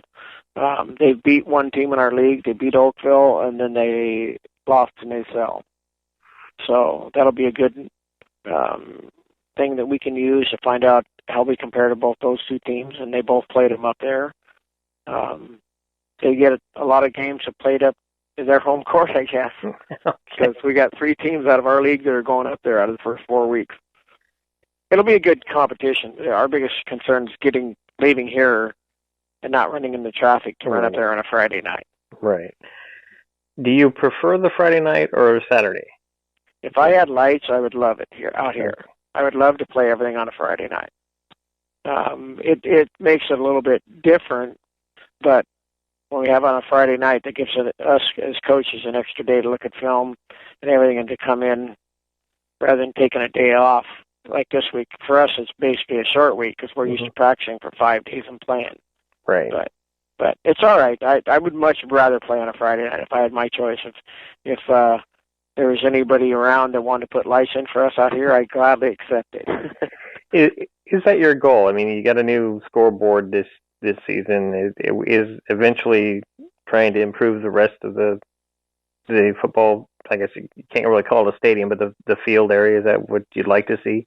Yes, I would love to. And I've been working on it for a few years trying to get lights put in.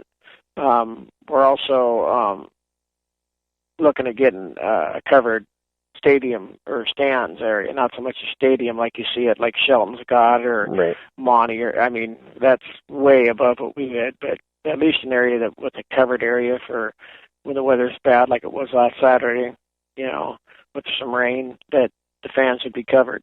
And we've got, you know, we're working on a few things. Nothing positive, nothing definitely guaranteed, or I shouldn't say, but, you know, but there's some things that we're trying to do, or I'm trying to get going. I've tried to get lights for quite a number of years here, even before I started coaching. I thought it was a good idea, but it's hard to come up with that amount of money with as small a school as we are, and with the lower numbers that we're having for total kids in the school. The number for football is the highest it's ever been. I've had to order gear twice, and I'm waiting to order some more gear so I get the approval. So in order just to have enough to have the kids to play. That's the bad thing. I mean, we've never had to had this problem. We've had to have this much gear being used, which in a way that's a good thing. Right. There's more kids are turning out. Okay, Coach, back to the team a bit for a moment. Do you have any injuries, or is everybody healthy and eligible to play? We've got, what do I say? We should have 18 or 19 for this Friday's game, suiting up. And I've got three that will not play this weekend due to grades from the WIA. They won't be eligible until the following week when we host NASL at home. So we should have, it should be good. We should be, you know, the numbers are, like I said, amazing, but great. So, yeah, we got a couple guys banged up, nothing serious, but little nagging injuries. And we're sitting some of them kids out at practice just to try to get them healthy. Okay. Well, that's all that I had for you. Is there something you wanted to add? Nope, I just appreciate all the parents that have driven to all our away games and all the, you know, the support that the parents and the fans have given to the school athletic program for the football. It's been great, and I hope to see it continue. That's Mike Bateman. He's the head football coach of the Mary M. Knight 8-man football team, and the Owls are playing right now. We'll get back to our game. Peninsula at Shelton. The third quarter is next.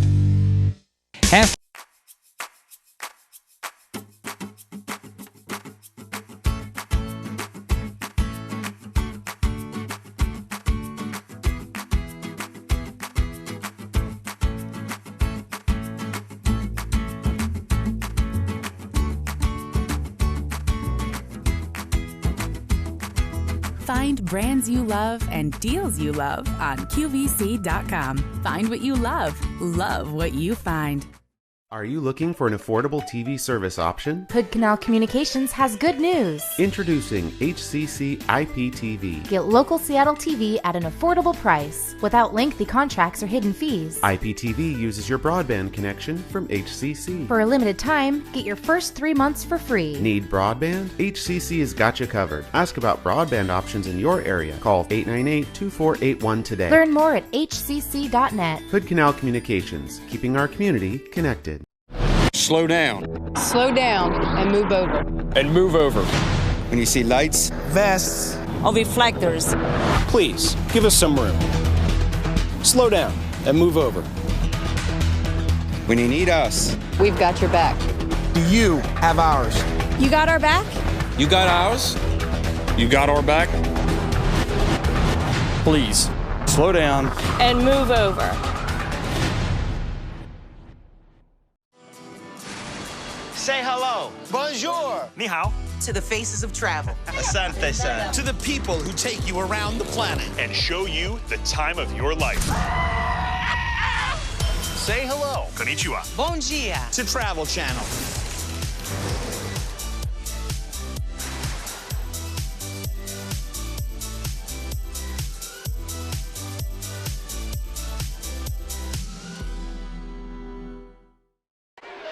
And we're back at Highclimbers Stadium. It's halftime, just a couple of minutes to go till we get back to the third quarter, or we get to the third quarter.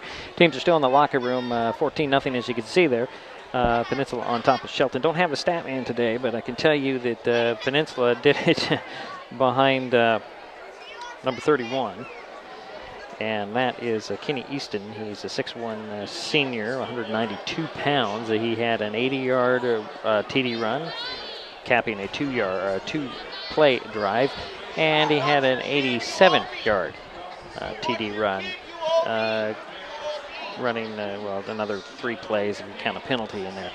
And that's just in those 2 plays alone, Easton has 167 yards rushing and 2 touchdowns. He also has an interception. I think he had 2 interceptions on the evening. The really only highlight is, though, the Highclimbers have been able to move the ball tonight. Their real highlight has been on defense. They did intercept a pass. It was Evan Rhodes who picked off a pass.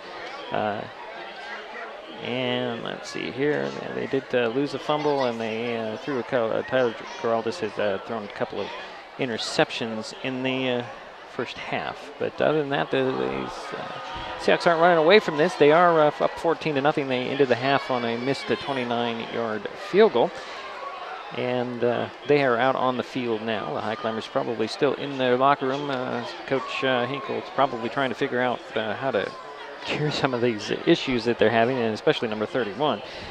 Kenny Easton has had a ball game so far, a couple of picks and a couple of touchdowns, and probably close to 200 yards or more on the ground. They don't have a stat man today. Jerry Apple is off doing his 50th high school reunion in Aberdeen, so we hope he had some fun down there. We'll take another timeout. We'll get to the third quarter in a couple of minutes here on MasonWebTV.com, Hood Canal Communications, HCC.net.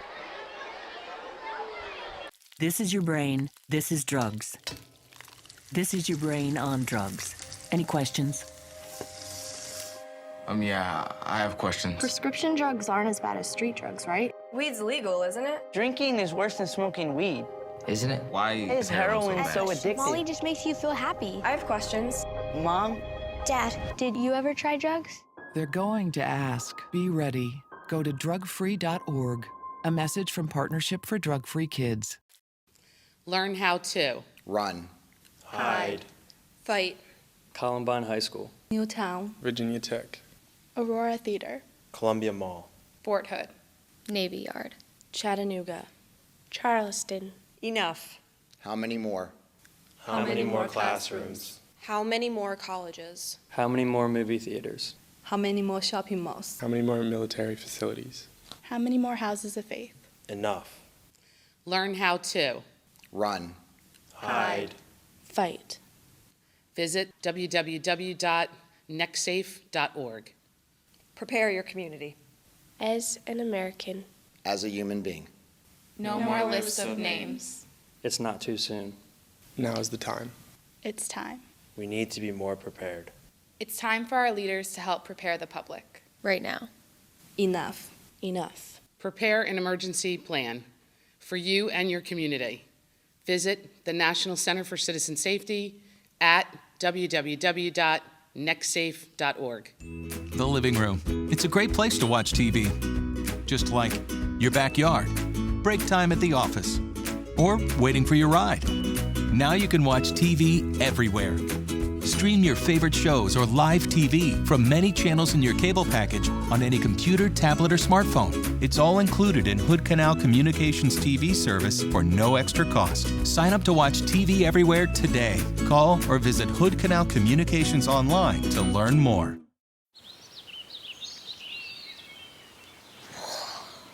Oh, look, a redhead. Staring contest.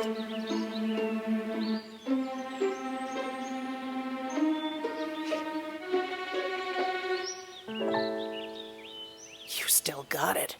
I know. Come alive with the forest. The dad was cute. You were looking right at us. Visit discovertheforest.org to find a forest near you. This may not look like your average trucker, and this, your average truck. Deep down, we're truck guys just like you. We know our way around a toolbox. We're not afraid to mix it up, because winning is our passion. The NASCAR Camping World Truck Series, all season long on FS1.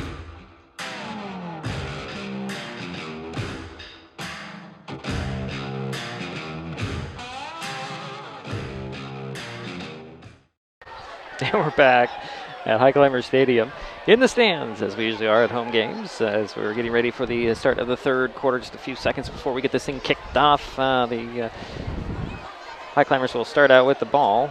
See if they can. They've been moving the ball. They just haven't been able to capitalize on any of the opportunities that they have. Now let's see what they can do here in the third quarter, as they only trail the fourth-ranked Peninsula Seahawks 14-0, as you can see there, as we're getting ready to kick it off. And a little bit of rain falling. Interestingly, you can't quite see it on the screen, but the rain is blowing in from the south, and the wind is coming in from the north, so it must be swirling here in the stands a bit.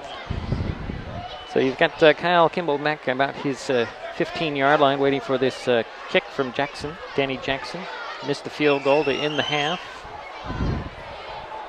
And we're about ready to get this underway. Weather might be a factor here, as we've already had a couple of turnovers. Lost fumble and an interception. Lost fumble by the Highclimbers, but an interception by the Seahawks, and then 2 interceptions by losing the ball with the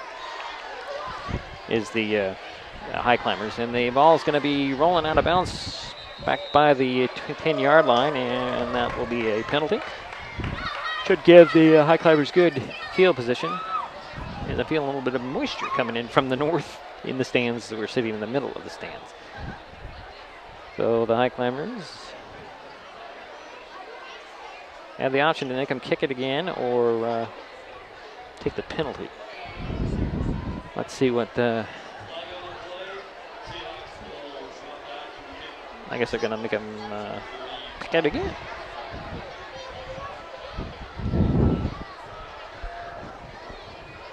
So we're about ready to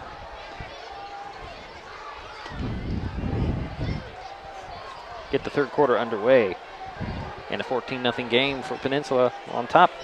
And the Seahawks in their white jerseys going to kick it back to the Highclimbers in their black jerseys. Jackson has it teed up at the 35 this time. Let's see if the wind's an issue here. It might have pushed it out. And there's a run up and the kick, and high hand over in, and is pushing over to that far side. It hits at the 30, goes sideways, and oh boy, nobody jumped on it. I think the Seahawks actually have it. That was a mistake on the coverage on the Highclimbers. Nobody saw the ball hit, thought it was deeper, and the Seahawks get the ball in Highclimber territory. Should have taken the ball. Should have, could have, would have. And Peninsula will start with excellent field position in the third quarter. On the Highclimber, looks like 27-yard line, 28-yard line. Wow. Not the way you want to start things if you're the Highclimbers and Coach Hinkle. Actually spotted the 27.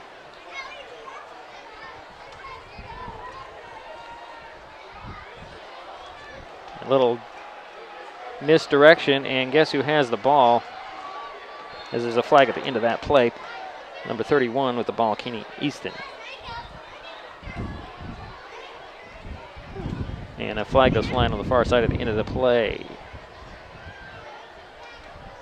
Marker down about the 20-yard line. 2 markers down about the 20-yard line. And a little conference as Easton got to the 15-yard line, looks like.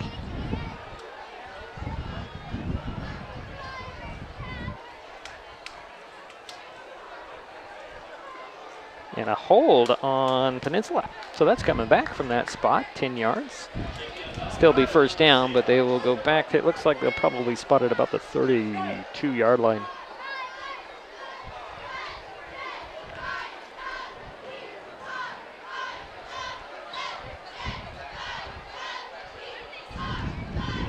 And a hold on Peninsula gives them a first down, and it looks like about 13 as the ball is back at the 32. Which will make it 15. Full house backfield there. Little pistol formation. Griffin back in there. He's got a guy in a completed pass, and it looks like he's going to jump in there for the touchdown. Number 27, I believe. Is it Chase Whitmers? No, number 37, excuse me. That is Blake Cantu with another touchdown for Peninsula, adding to their their lead.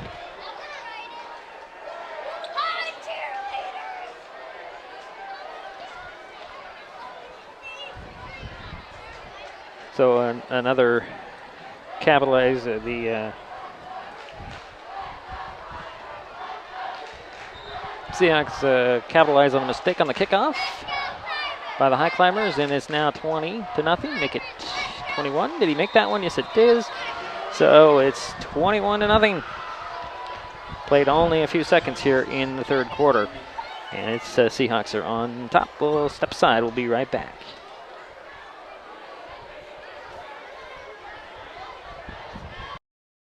So I've come up with a family emergency plan. Great. What is it? It's difficult to talk about, so I'm not telling you. How will we know what to do? You won't. I'm so glad I won't have to remember anything. And me too. Thanks for this, sweetie. Talk to your kids about who to call, where to meet, what to pack.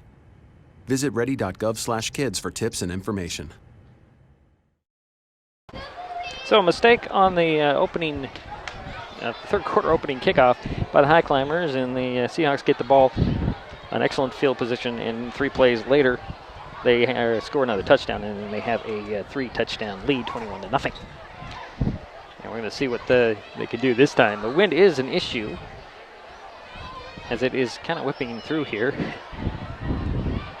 Doesn't look like, it's very interesting watching the rain fall one direction and the wind blowing another. Not the flag. But Jackson has it teed up at the 40.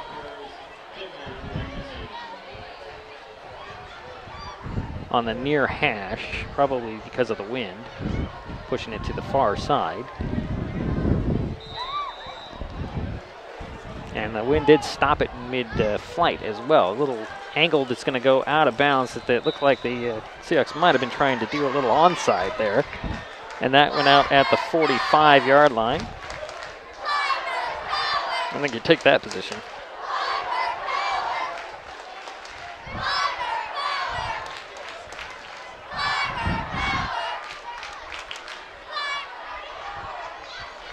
At the 45, I think that's what the coaching staff will like to have. Better field position. It backfired on the opening kickoff.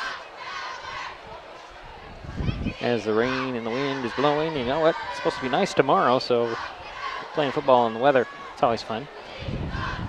So the Highclimbers are actually going to start out on their own 47-yard line. See what they can get going here in the third quarter. Go under center does Geraldus. Hand it off, and no go there. I think that was either, I don't know who was the running back there. Stewart on the carry. No gain. Ball stays at the 47, second down and 10.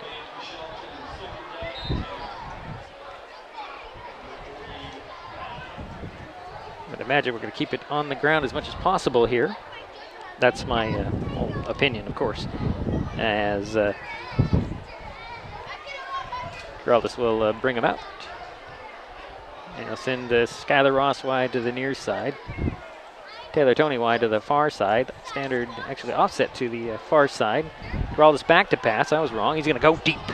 Got a guy there. Skylar Ross. Where's the ball? There it is. Incomplete over through everybody. Good arm on Skylar. He's got the wind to his back, though.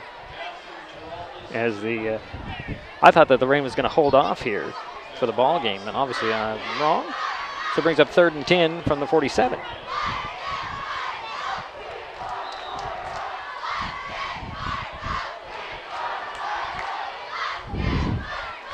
So 2 receivers on both sides for the Highclimbers. Shotgun for Geraldus. He's got, it looks like Stewart beside him. Back to pass he goes. Quick little hit out to the middle, turning on the ball and slipping.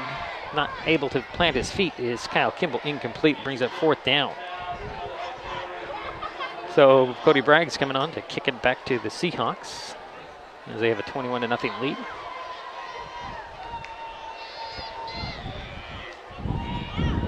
And Jace Keem is back to receive the punt, standing about his 15-yard line.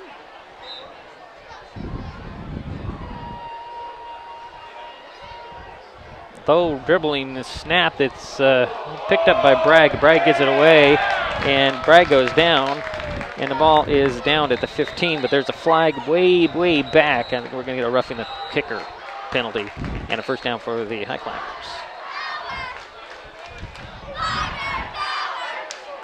Personal foul, roughing the kicker on Peninsula. That should give the Highclimbers deuce headed out.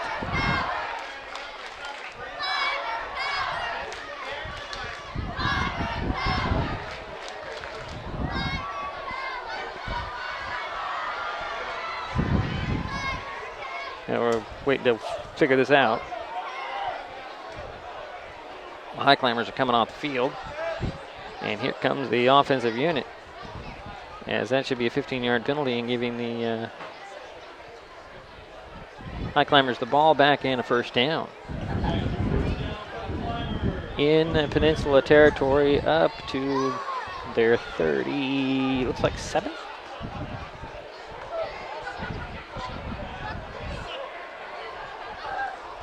On the roughing the kicker penalty.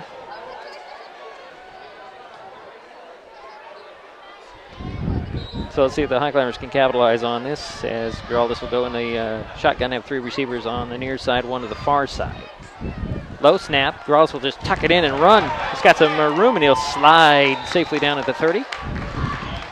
Good pickup for Giraldus. Is actually his first carry of the game, it looks like. And depending on the spot, looks like the 29. Give him 8 yards and a second down and 2. Coming.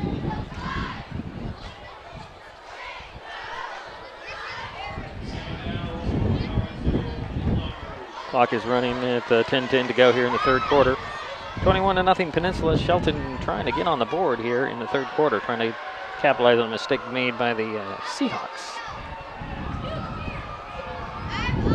Actually, it's Skylar Ross running things now. Low snap, he's going to throw it off in the middle. It's deflected and incomplete. So Skylar Ross is the quarterback for the Highclimbers. So I guess it was Ross on the carry. He got to the 29. It's 3rd and 2 for the Highclimbers.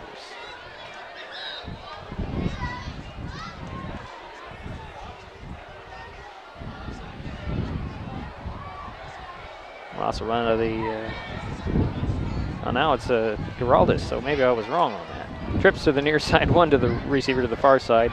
Pistol formation. Giraldus avoids a tackle, throws it off complete to the far side, and getting out of bounds, I believe it's going to be Gage Peterson. Nope, it's Taylor Toney. Yeah, Taylor Toney with the first down catch on the far sideline.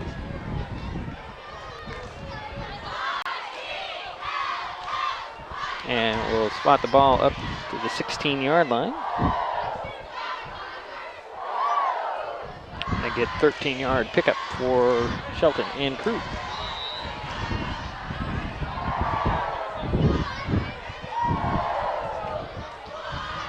Probably sends Ross to the far side. It's Kimball and Toney on the near side. Quick little handoff to Stewart. Got maybe a couple on that little jump in the middle. Brings up second down.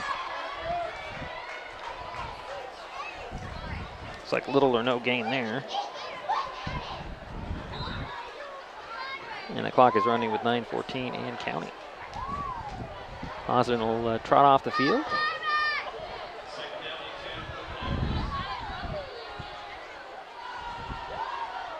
Stewart beside Giraldus in the backfield. 1 receiver is Toney on the far side. Goes Ross, Kimball, and McCullough, who's been quiet from the near side. Shotgun dump off to McCullough. Can't quite handle it. Off his hands, incomplete. Brings up 3rd down.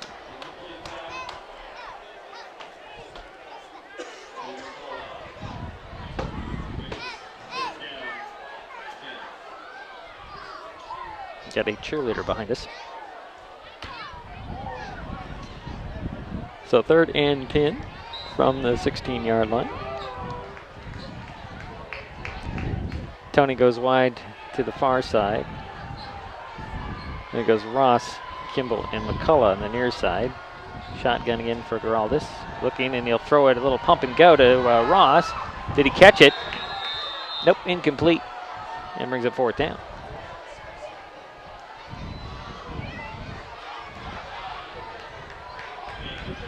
It's like Cody Bragg's out there to kick a field goal. We'll get the Highclimbers on the board.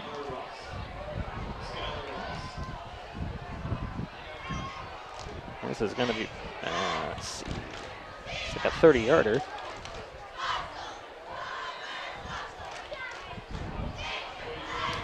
It'll be a 32-yard field goal.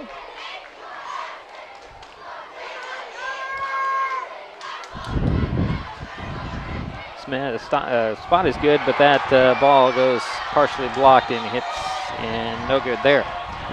So the score remains 21-0 as Bragg missed a 32-yard field goal attempt. I believe somebody got a finger on it to deflect that enough to keep it from going the necessary yardage. So the Seahawks will take over on their own 20-yard line.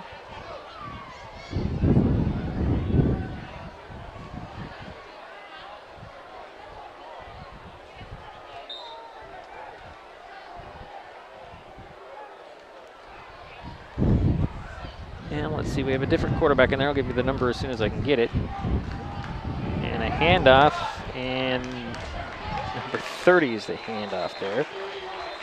That is going to be Brandon Potter.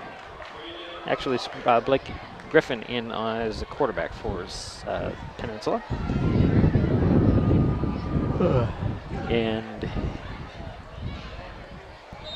no gain on that.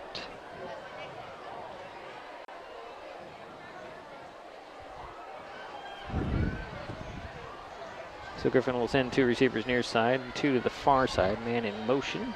Across the formation, Griffin will roll out towards far side. Got a guy out there. No, actually, it throws that away. I don't know if that was partially blocked or deflected or not. So 8:02 to go here in the 3rd quarter. Peninsula with the lead and the ball.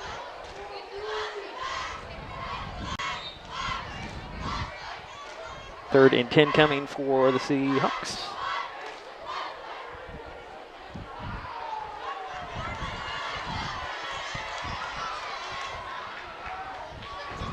Griffin will bring him out. Send 2 receivers far side, 2 near side. Shotgun. Claps his hands. Here comes the Highclimbers on a blitz. Hit, and actually got it completed. Wow, he took a hit, but complete up to Evan Johnson. So Peninsula's on the move. The blitz by the Highclimbers. Griffin just hung in there. Wow. Up to the 42. 22-yard pickup.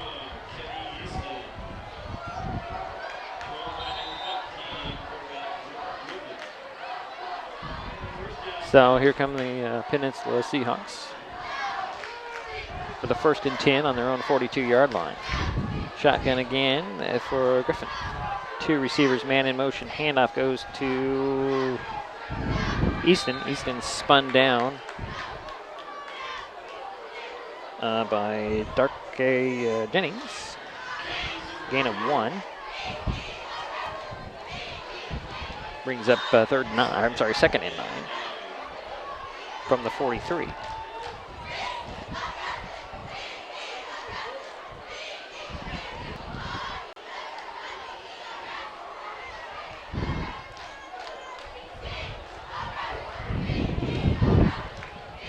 Apologize for the wind, folks.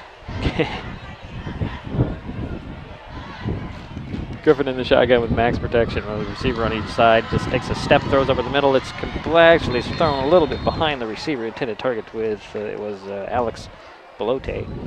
Incomplete. We have a Highclimber on the turf. Brings up 3rd down.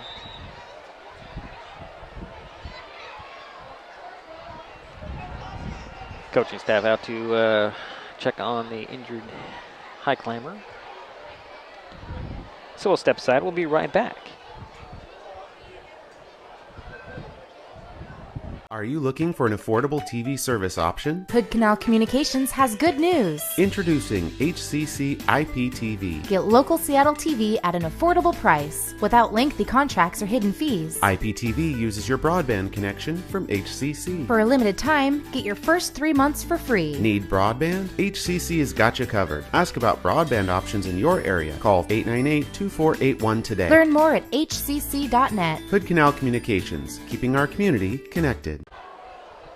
Highclimbers still on the turf. Don't know who it is from here. He's up. Who was it that? It looks like it's Travis Colbinson. Gets a nice hand from the crowd. He'll have to sit out at least to play here. He's walking out with a little bit of a limp, but he's under his own power. So we have a 3rd down and 9 for Peninsula when play resumes here. 6:55 to go in the 3rd quarter, 21-0. Peninsula with the lead in the ball. They come from the far sidelines. Blake Griffin running the show. Kenny Easton will go in the backfield beside him. 3 receivers near side, 1 to the far side. Out of the shotgun goes Griffin. And we have a whistle way before the play got started, so we have a penalty. I believe it's going to be a false start. The false start on the Seahawks, so that'll bring them back to the 38 and brings it 3rd and 15, or I'm sorry, 3rd and 14.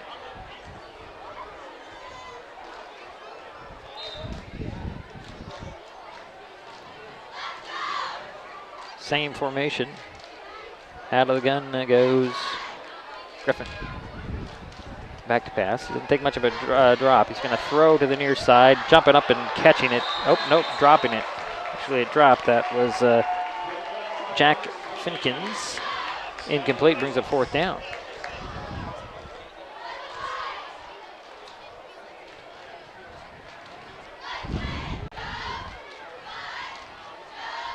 So 4th down coming for Peninsula.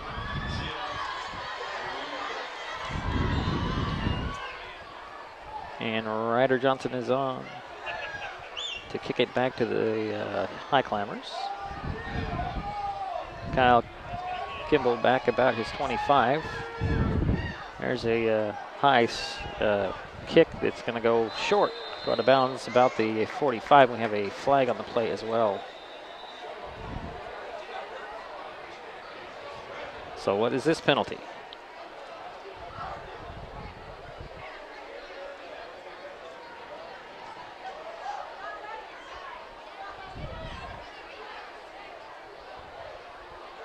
Pace of this game has just come to a grinding stall.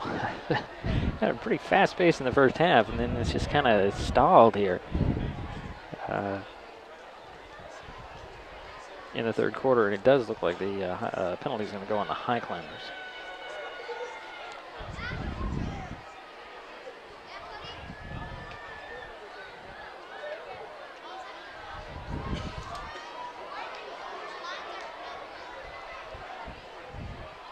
Yeah, personal foul on the Highclimbers, so that should give the Seahawks a 1st down.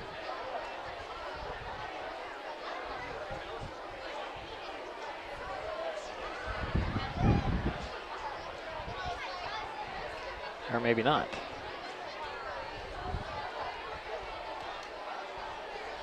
Yep, it does, and they're going to march them all the way up to the 31-yard line. Wow.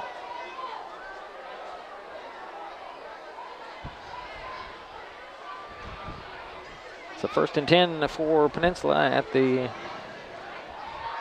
Oh, I'm sorry, it does not. It's the Highclimber ball. Excuse me, I'm all wrong here. So it's Highclimber ball on their 31. The referee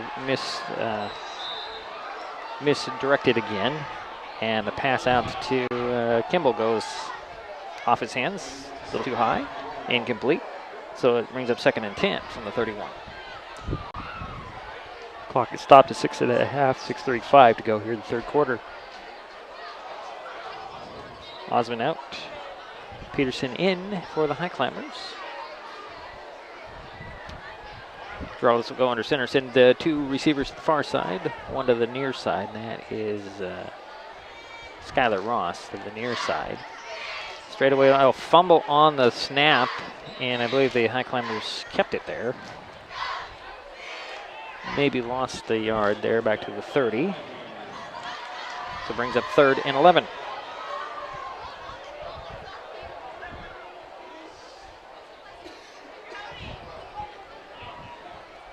That penalty kind of took the wind out of him there, I think. As we're getting close to 6 minutes to go here in the third. Highclimbers taking their time, trailing 21-0. So 3rd and 11, 3 receivers near side, one to the far side. Taylor Toney, the far receiver. Then goes Ross, Kimball, and Peterson. Geraldus goes back to pass, got the guy in his face, throws it off, it's complete to Peterson. Peterson jukes and drives, takes a hit near the 36, 37-yard line, and he's on the turf, I believe. Slow at getting up. Gage Peterson is down. Does bring up 4th down.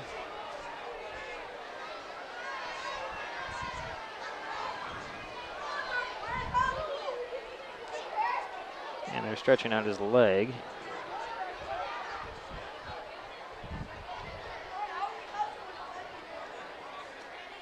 It's 4th down, and it looks like about 5 for the Highclimbers when play resumes as they attend to Peterson. Laying about right where he got hit, and that'll be the 37-yard line.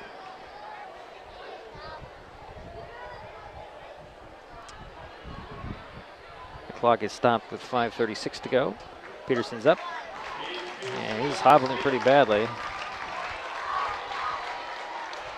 Jason Kenyon will take his place in the Highclimber lineup at the 4th down. Cody Bragg is out there to kick it back to the Seahawks. And Jace Keem will go back and stand about his 35 or so to get this kick from Bragg on a 4th down and about 5.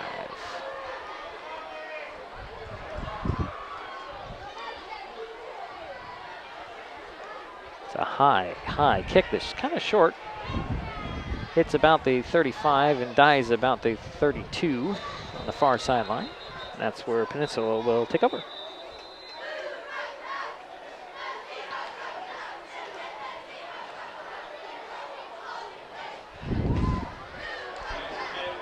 .5:26 to go here in the third quarter, 21-0. Peninsula, they'll get the ball back. Start out on their own 32-yard line.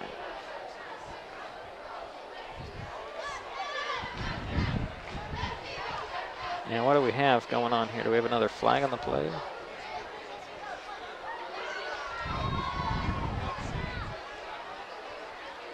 Yeah, there's a personal foul on Peninsula this time.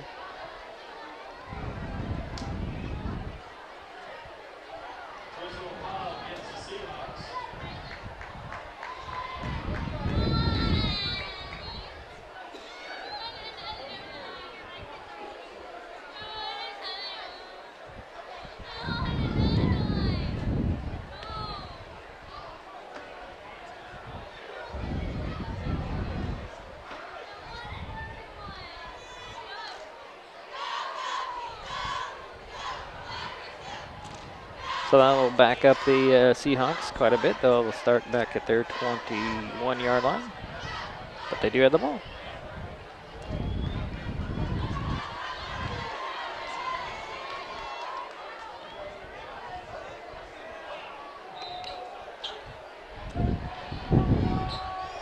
And Griffin is still in there. He'll hand it off. Making his way to the sidelines out there, and that is Easton on the carry.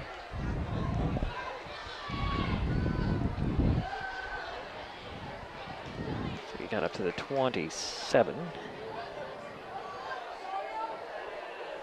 6 yards. It'll be 2nd and 4.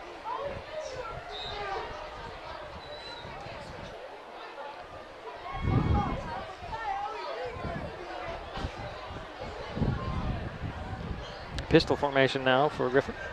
Griffin has one receiver, far side. Handoff goes again to Easton. Easton got maybe a yard or two. He just pounds it out. I'm very impressed with this young man.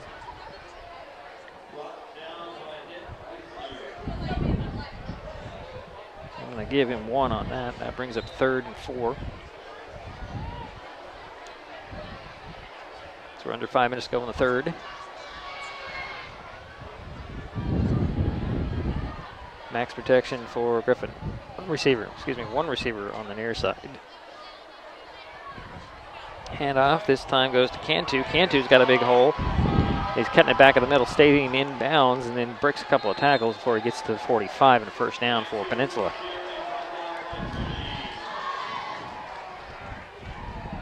It's an 18-yard pickup. 1st and 10.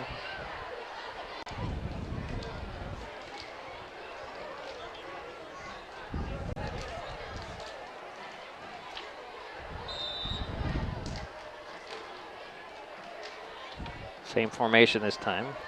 Single receiver, handoff. This is Mr. Easton. Easton is in the secondary, and he is going to the goal line, it looks like. Nope, got an angle, nice tackle on the far side. Skylar Ross tracked him down, but a long, long run by Easton to the 10.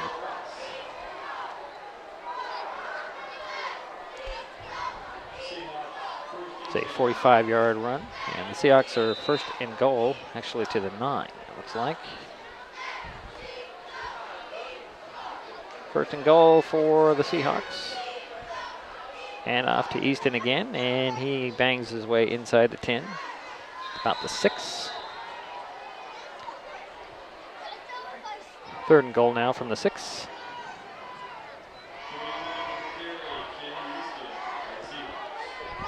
So 2 backs in the backfield, Easton and Cantu, and Easton seems to be getting most of the carries here, although Cantu is a good back as well. We've seen him bust a couple. So out of the shotgun goes Griffin again, handoff to Easton. Easton inside the 5, still powering to near the goal line. He's just short to the 1. 5-yard run.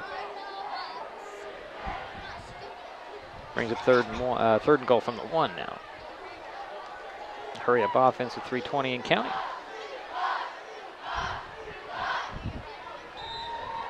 So Griffin barking out orders on the line of scrimmage. Goes back in the shotgun right between Easton and Cantu. Hand off to Easton. Easton straight up the middle, didn't get there. 2nd effort, maybe he did. No, it's still short, no indication. So it's a 4th down.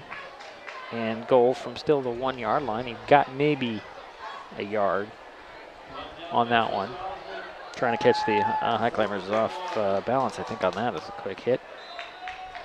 4th and 1. 4th and goal from the 1.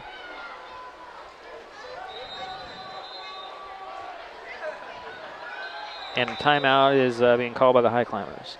So we will step aside. We'll be right back.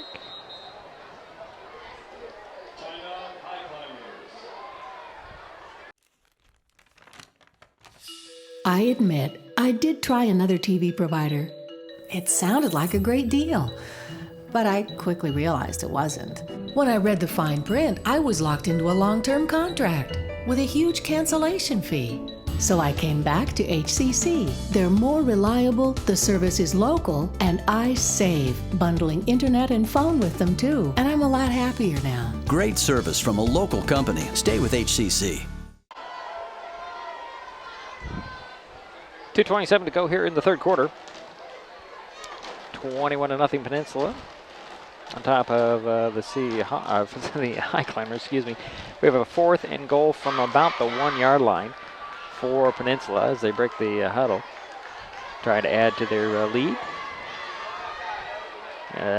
Same formation out of the shotgun, or is Griffin going to go under center? It looks like he might go under center this time. On a quarterback keeper, maybe? Nope, handoff this time to Cantu. Cantu will get in and score, does he not? Or did the Highclimbers?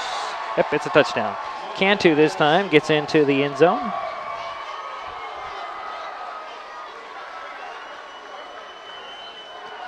And that makes it 27-0.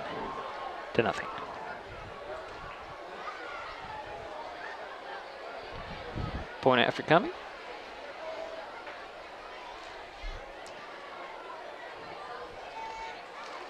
As Danny Jackson's on there to kick the point after. 2:23 to go here in the third quarter. And tack on another one. So it's 28-0, all Peninsula tonight. Highclimbers can't quite seem to get it into the gear that they need to get to the goal line. We'll be back with the kickoff. The X Factor UK is back on Access TV. Brilliant. We're back. Sunday and Monday nights. The hit show that discovered One Direction is searching for the next superstar. And this time, Simon has an all-star lineup of judges. Catch an all-new season of the X Factor UK. Sundays and Mondays, 8, 7 Central, only on Access TV.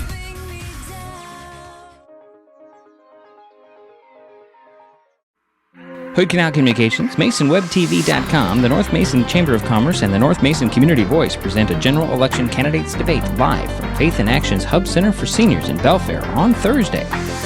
Here are the candidates for Mason County Commissioner Districts 1 and 2, and the candidates for 35th District State Representative Positions 1 and 2 tackle the issues beginning at 6:30. Moderated by Joel Meyer, it's a general election candidates debate, 6:30 Thursday, live on MasonWebTV.com, HCC.net, and Hood Canal Communications local channel. 28-0 to 23 to go here in the third quarter. Peninsula increasing their lead on the Highclimbers at Highclimber Stadium. Dietrich Allen waiting for the kickoff. I'm not out there. Actually, Kyle Kimball back about his 15-yard line. He's waiting for the kick from the Seahawks. And Jackson. There's the run up. And a little squib kick that's fallen on at the 45 of the Highclimbers. So that's where Shelton will take over on their own 45. Probably the one of the best field positions that they've had this evening. And that's where they'll take over. I didn't see who jumped on it.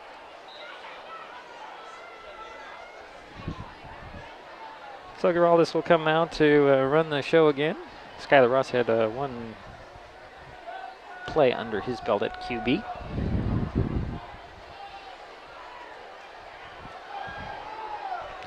Three receivers near side, one to the far side. Geraldus in the shotgun. Here comes a blitz showing. Geraldus will catch it, throw it over to Taylor Tony. The sidelines, breaks a tackle and steps out of bounds. Wow. Just trying to tightrope that sideline. Did get the first down up about the 41.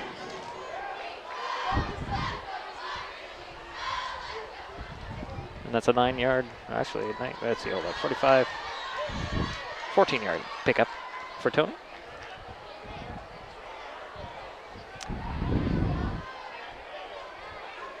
Highclimbers in Geraldus.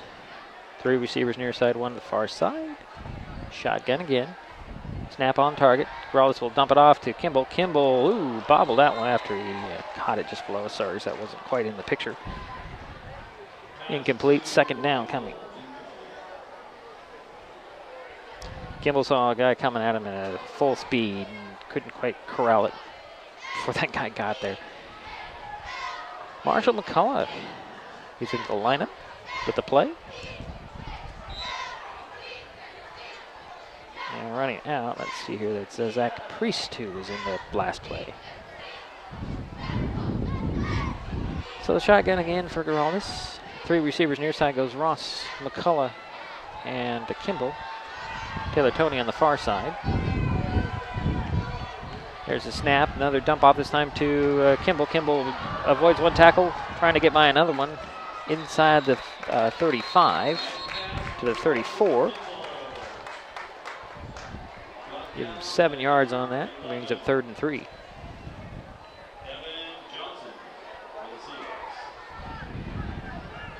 Minute 45 and counting on the clock in the 3rd quarter.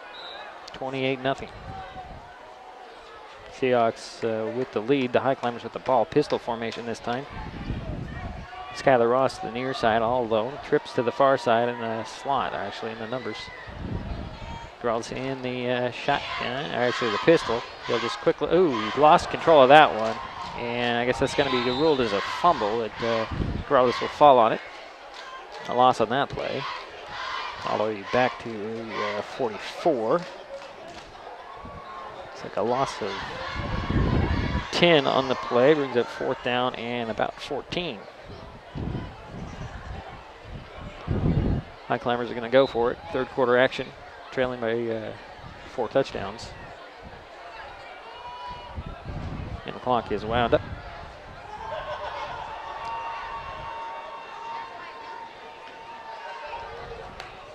Shotgun again. 2 receivers on both sides. Corrales take a low snap. Avoid some trouble. Set his feet. Throw into an open spot. Ross was out there. Kimball was out there. And he threw it kind of between it. Taylor Toney was also in the vicinity. But incomplete. It falls. And brings up over on downs. So Peninsula takes over on their own 44.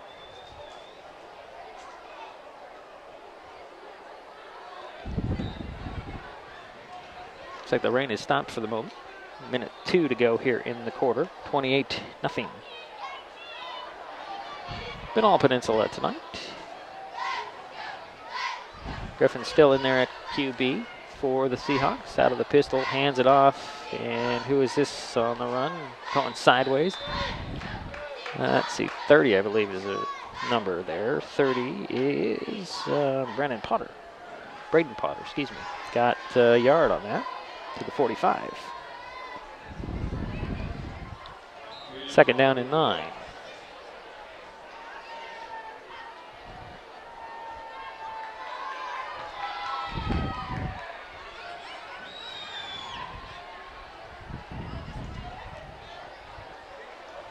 Seahawks taking their time here.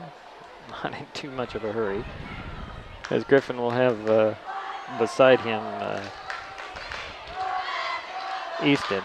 Back to pass he goes. Sets his feet. Flag on the play. Gonna go deep 4 guy. Skylar Ross almost intercepted again, but bumped into the receiver. And there is a flag in the backfield.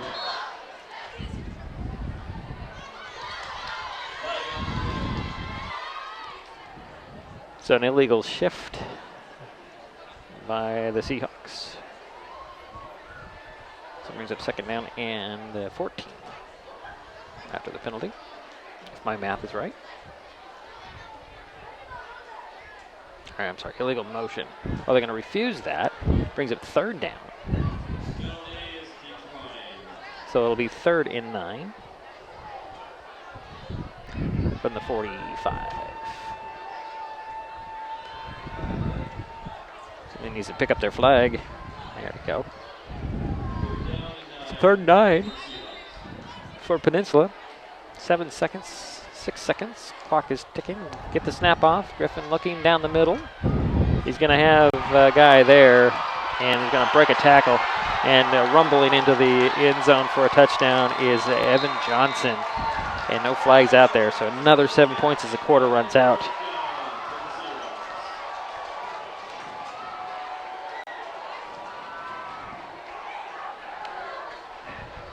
Make it 34-0 now. Point after coming.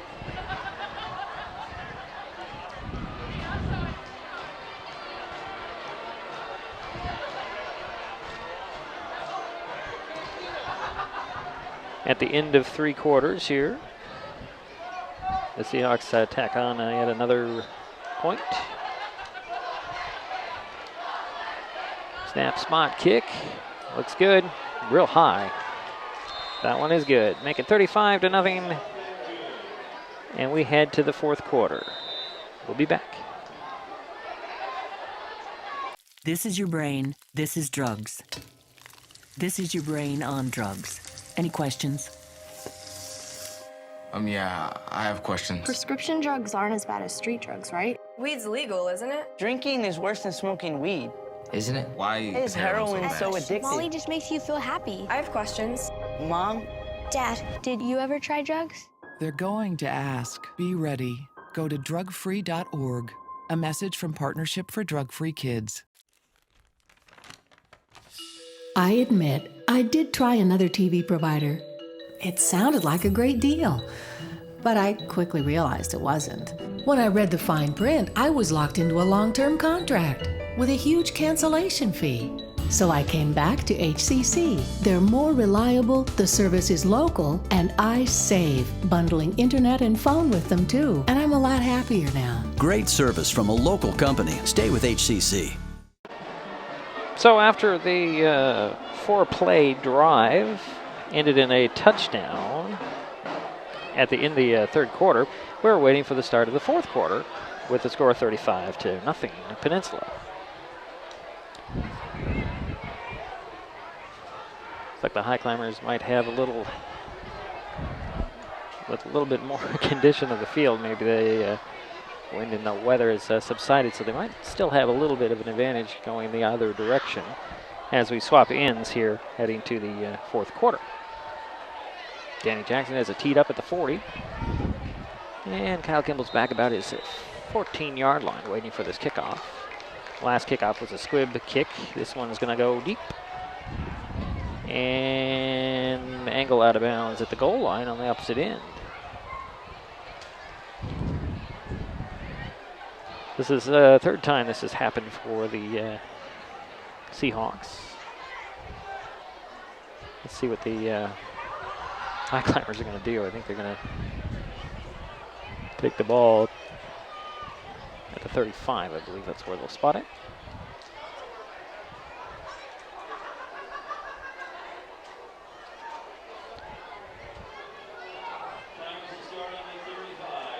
So Shelton will get the ball on their own 35-yard line. 1st and 10. So let's see. Looks like the starters are still out there for the Highclimbers. Skylar Ross comes to the near side. Looks like Kyle Kimball to the far side. Offset eye to that far side. And Geraldus will go under center. And we got people jumping all over the place. Might be a false start.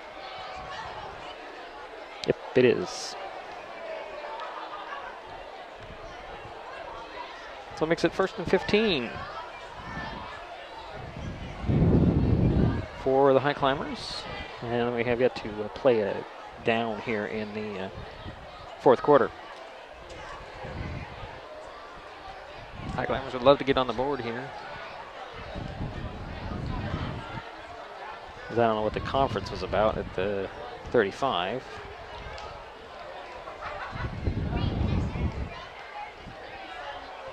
So that's going to be a 1st and 15 from the 30 now, after the penalty.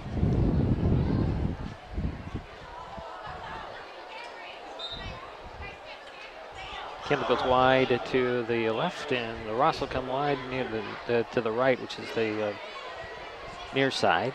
Offset eye to the left, and another fumbled snap. Peninsula says they have it. I don't think so. I think that Gross will drop on that, and he did. Lost about a half yard there. So it makes it 2nd down in 16.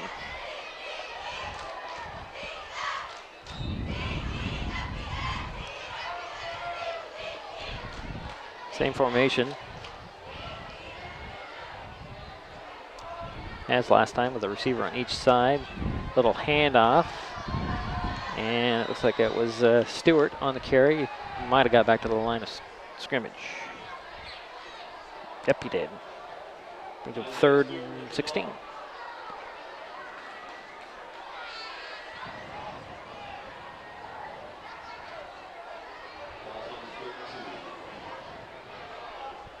I got to say that I'm impressed with a lot of what the Peninsula team does. but I'm mostly impressed with Kenny Easton. As Grawls will go out of the shotgun, he'll send a couple of receivers on each side. Kimball and Tony on the near side. Shotgun he goes. Little pressure, dumps it off in the middle. It's to Stewart. Stewart trying to set up a little bubble screen. Gets up to about the 36-yard line. Brings a 4th down.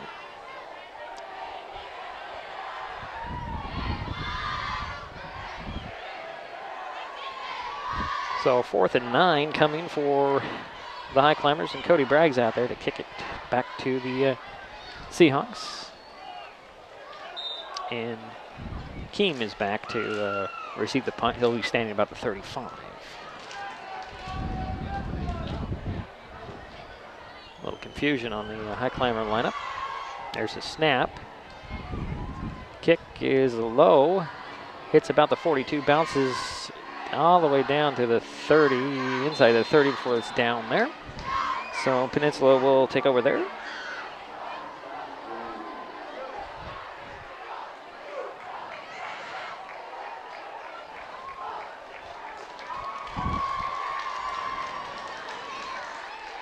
On their 29, we'll call it. 1st and 10 for Peninsula. I would expect that Johnson's out there, Ryder Johnson for Peninsula as QB. He'll send 2 receivers on each side, go out of the shotgun. And a man in motion. Then he'll tuck it in and run himself. Still in the middle of the field. Just might have got a couple 3 yards there. Ryder Johnson is 6'5" at 218. He's got some size to him. So mark it at 32. It's a 3-yard pickup. 2nd down and 7. With 9.5 minutes to go in the ball game. 35-0 all Peninsula tonight. 4th ranked team living up to their billing. Johnson will go out of the shotgun. Man in motion again. Hand off, goes to Easton. Easton slipping tackles, but brought down. Nice tackle by Jake Myers for the Highclimbers. Easton got up to the 35. Brings up 3rd down and about 5. 4. I'll call 5.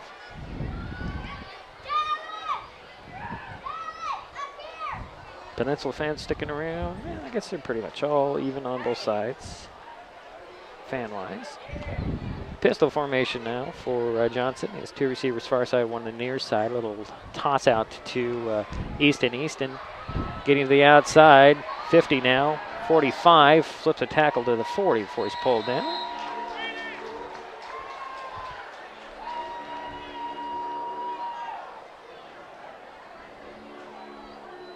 It's a 25-yard run.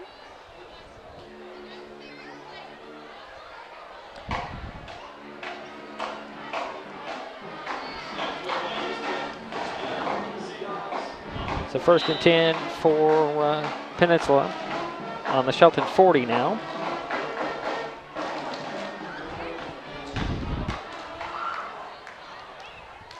Shotgun for Johnson. Man in motion again. Little shuffle pass to the man in motion, and he's got some running room. On the run, he's going to sneak around, cut it back up the numbers, and is he going to get in again? He does.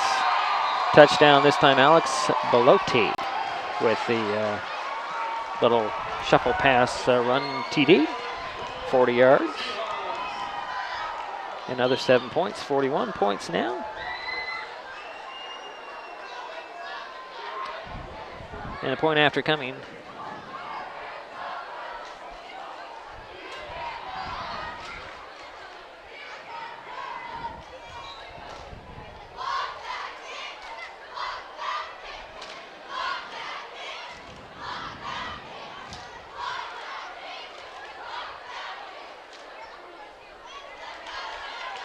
Snap, spot, and the kick.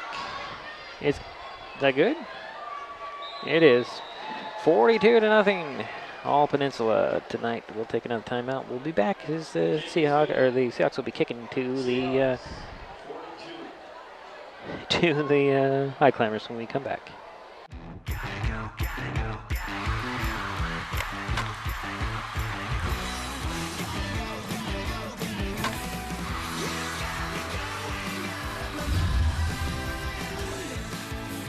Watch your games on Fox Sports Go, streaming live all season long.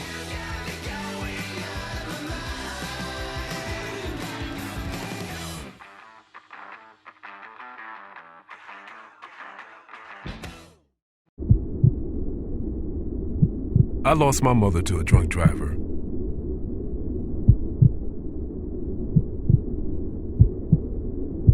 She taught me to be kind and good and strong.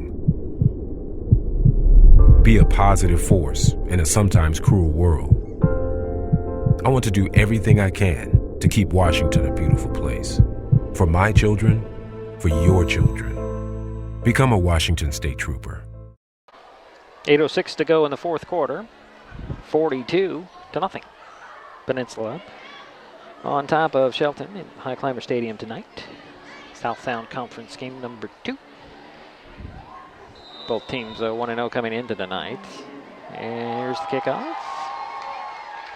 Deep kick that's going to be taken by Kimball. Kimball's got some running room, breaking tackles, crossing the 34 or the 30 to near the 34. So good run back by Kyle Kimball. And the Highclimbers will take over there. Kimball was just an ankle away from busting that open. So 1st and 10 for Shelton with 7:41 to go here in the ball game. And the clock is running as it's over 40 points. 40-point rule gets into effect. So under center will go Giraldus. He'll send a receiver to each side in the straightaway I. Back to pass he goes. Short drop, throws it over the middle, and is nearly intercepted. Off the hands of Skylar Ross, and then into the hands of Cooper Sims, but he can't haul it down. So that brings up 2nd and 10. As the clock continues to run. And there's a whole bunch of personnel changes here.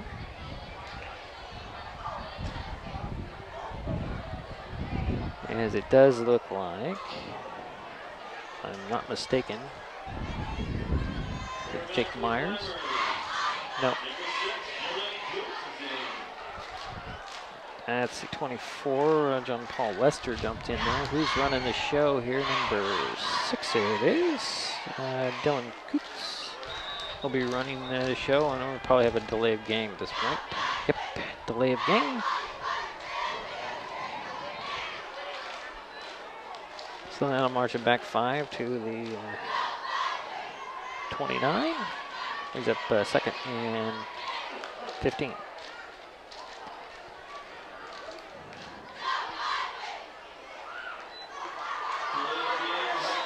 So we're under 6 minutes to go in the ball game, and some younger players getting some time on the field. Looks like Coots is running, going under center with an offset I. Give the players as we can. Hand off. Straight up the middle. Didn't see who the running back was. See as he gets up the pile. 22. It's Jason Kenyon. At the run. Got a little bit more than the penalty back. Up to the 38. So it brings up 3rd and 15. No, 3rd and about 7.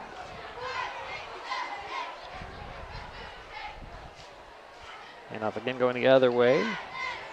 This looks like Jake Myers on the carry. Across the 40, maybe the 41, depending on the spot. Brings up 4th down, however.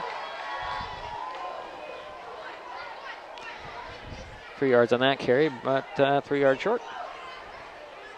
4 yards short. 4th and 4 coming. Cody Bragg's on to kick it away.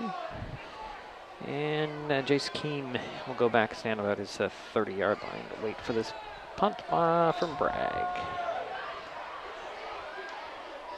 4.5 minutes to go in the ball game. Not much of a rush here as Bragg will boom one down, and Keem will fair catch it at the 29.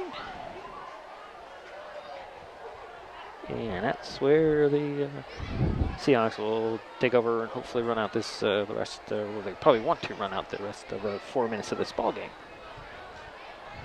Call the 28 is where they'll start officially. The 1st and 10.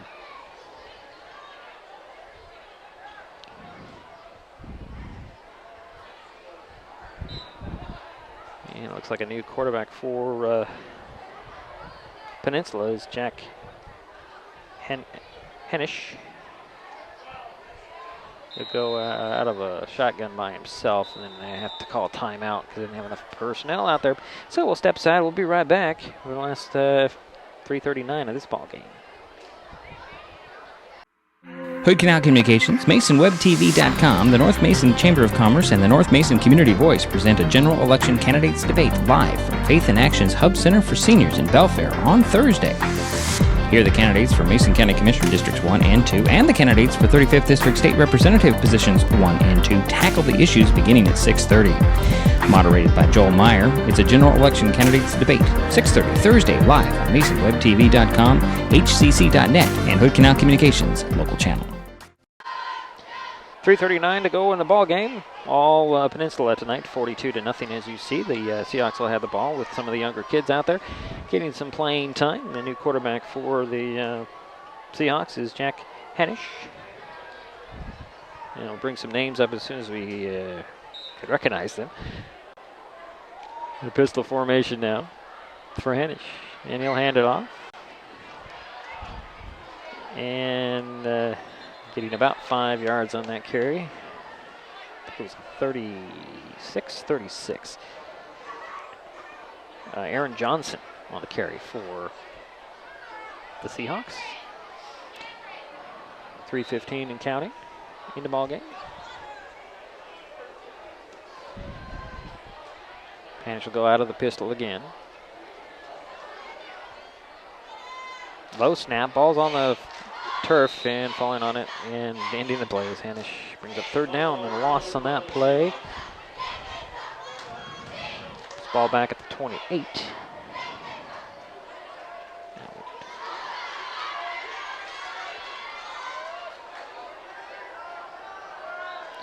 So 3rd down coming, 3rd and about 11.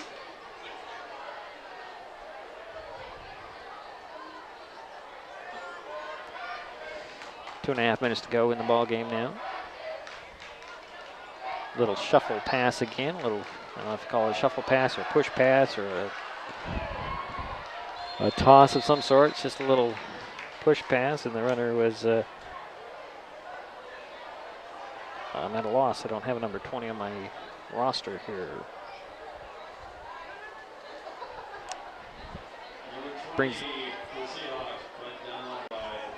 So it brings up 4th and 1. Looks like the Seahawks are going to go for it. They just need a yard. Under 2 minutes to go here. Ash brings them up to go out of the shotgun with the receiver on each side. Blitz showing by the Highclimbers, and that'll be encroachment and a penalty on Shelton.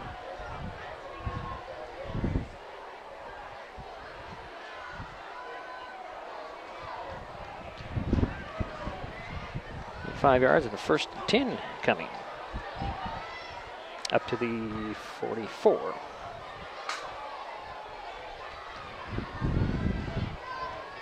And let's see here. This is interesting. It's like Griffin back out there? Burke Griffin back out there to run quarterback, and looks like it'll likely be the victory formation for the Seahawks, as there's 50 seconds in the game. Griffin will take a step and then put a knee down. If they pick another snap here.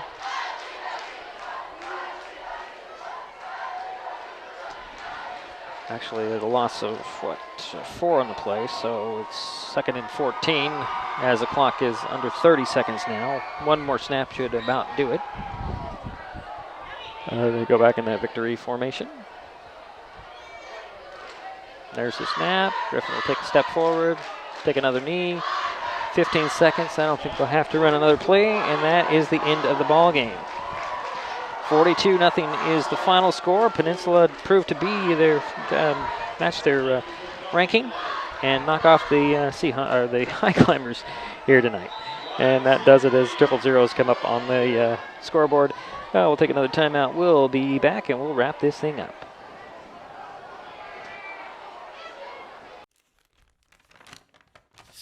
I admit, I did try another TV provider. It sounded like a great deal, but I quickly realized it wasn't. When I read the fine print, I was locked into a long-term contract with a huge cancellation fee. So I came back to HCC. They're more reliable, the service is local, and I save, bundling internet and phone with them too. And I'm a lot happier now. Great service from a local company. Stay with HCC. Hood Canal Communications, MasonWebTV.com, the North Mason Chamber of Commerce, and the North Mason Community Voice present a general election candidates debate live from Faith in Action's Hub Center for Seniors in Belfair on Thursday. Here are the candidates for Mason County Commissioner Districts 1 and 2, and the candidates for 35th District State Representative Positions 1 and 2 tackle the issues beginning at 6:30. Moderated by Joel Meyer, it's a general election candidates debate, 6:30 Thursday, live on MasonWebTV.com, HCC.net, and Hood Canal Communications local channel. I lost my mother to a drunk driver.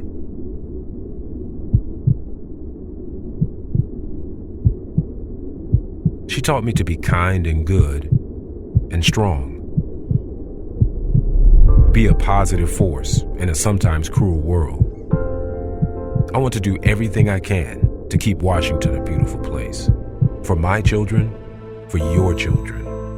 Become a Washington State Trooper.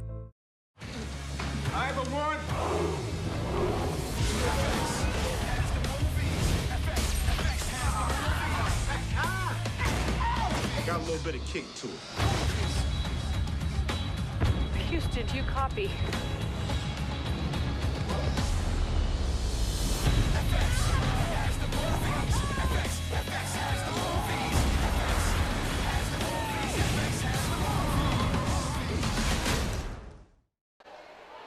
Well, it's a final. A Peninsula Seahawks do live up to their fourth ranking and knock off the Shelton Highclimbers 42-0. Pretty much behind the running of Kenny Easton. Don't have official numbers on him, but he had quite a game, and it's a pretty potent offense Peninsula has. So we head to the, well, I have a week off, and then next Friday we'll be back in this position, and the Timberline Blazers will come into Highclimber Stadium. They'll be on hand for that game as well. So again, the final, 42-0. And thanks for tuning in, and we will see you next week. This is Hood Canal Communications and MasonWebTV.com.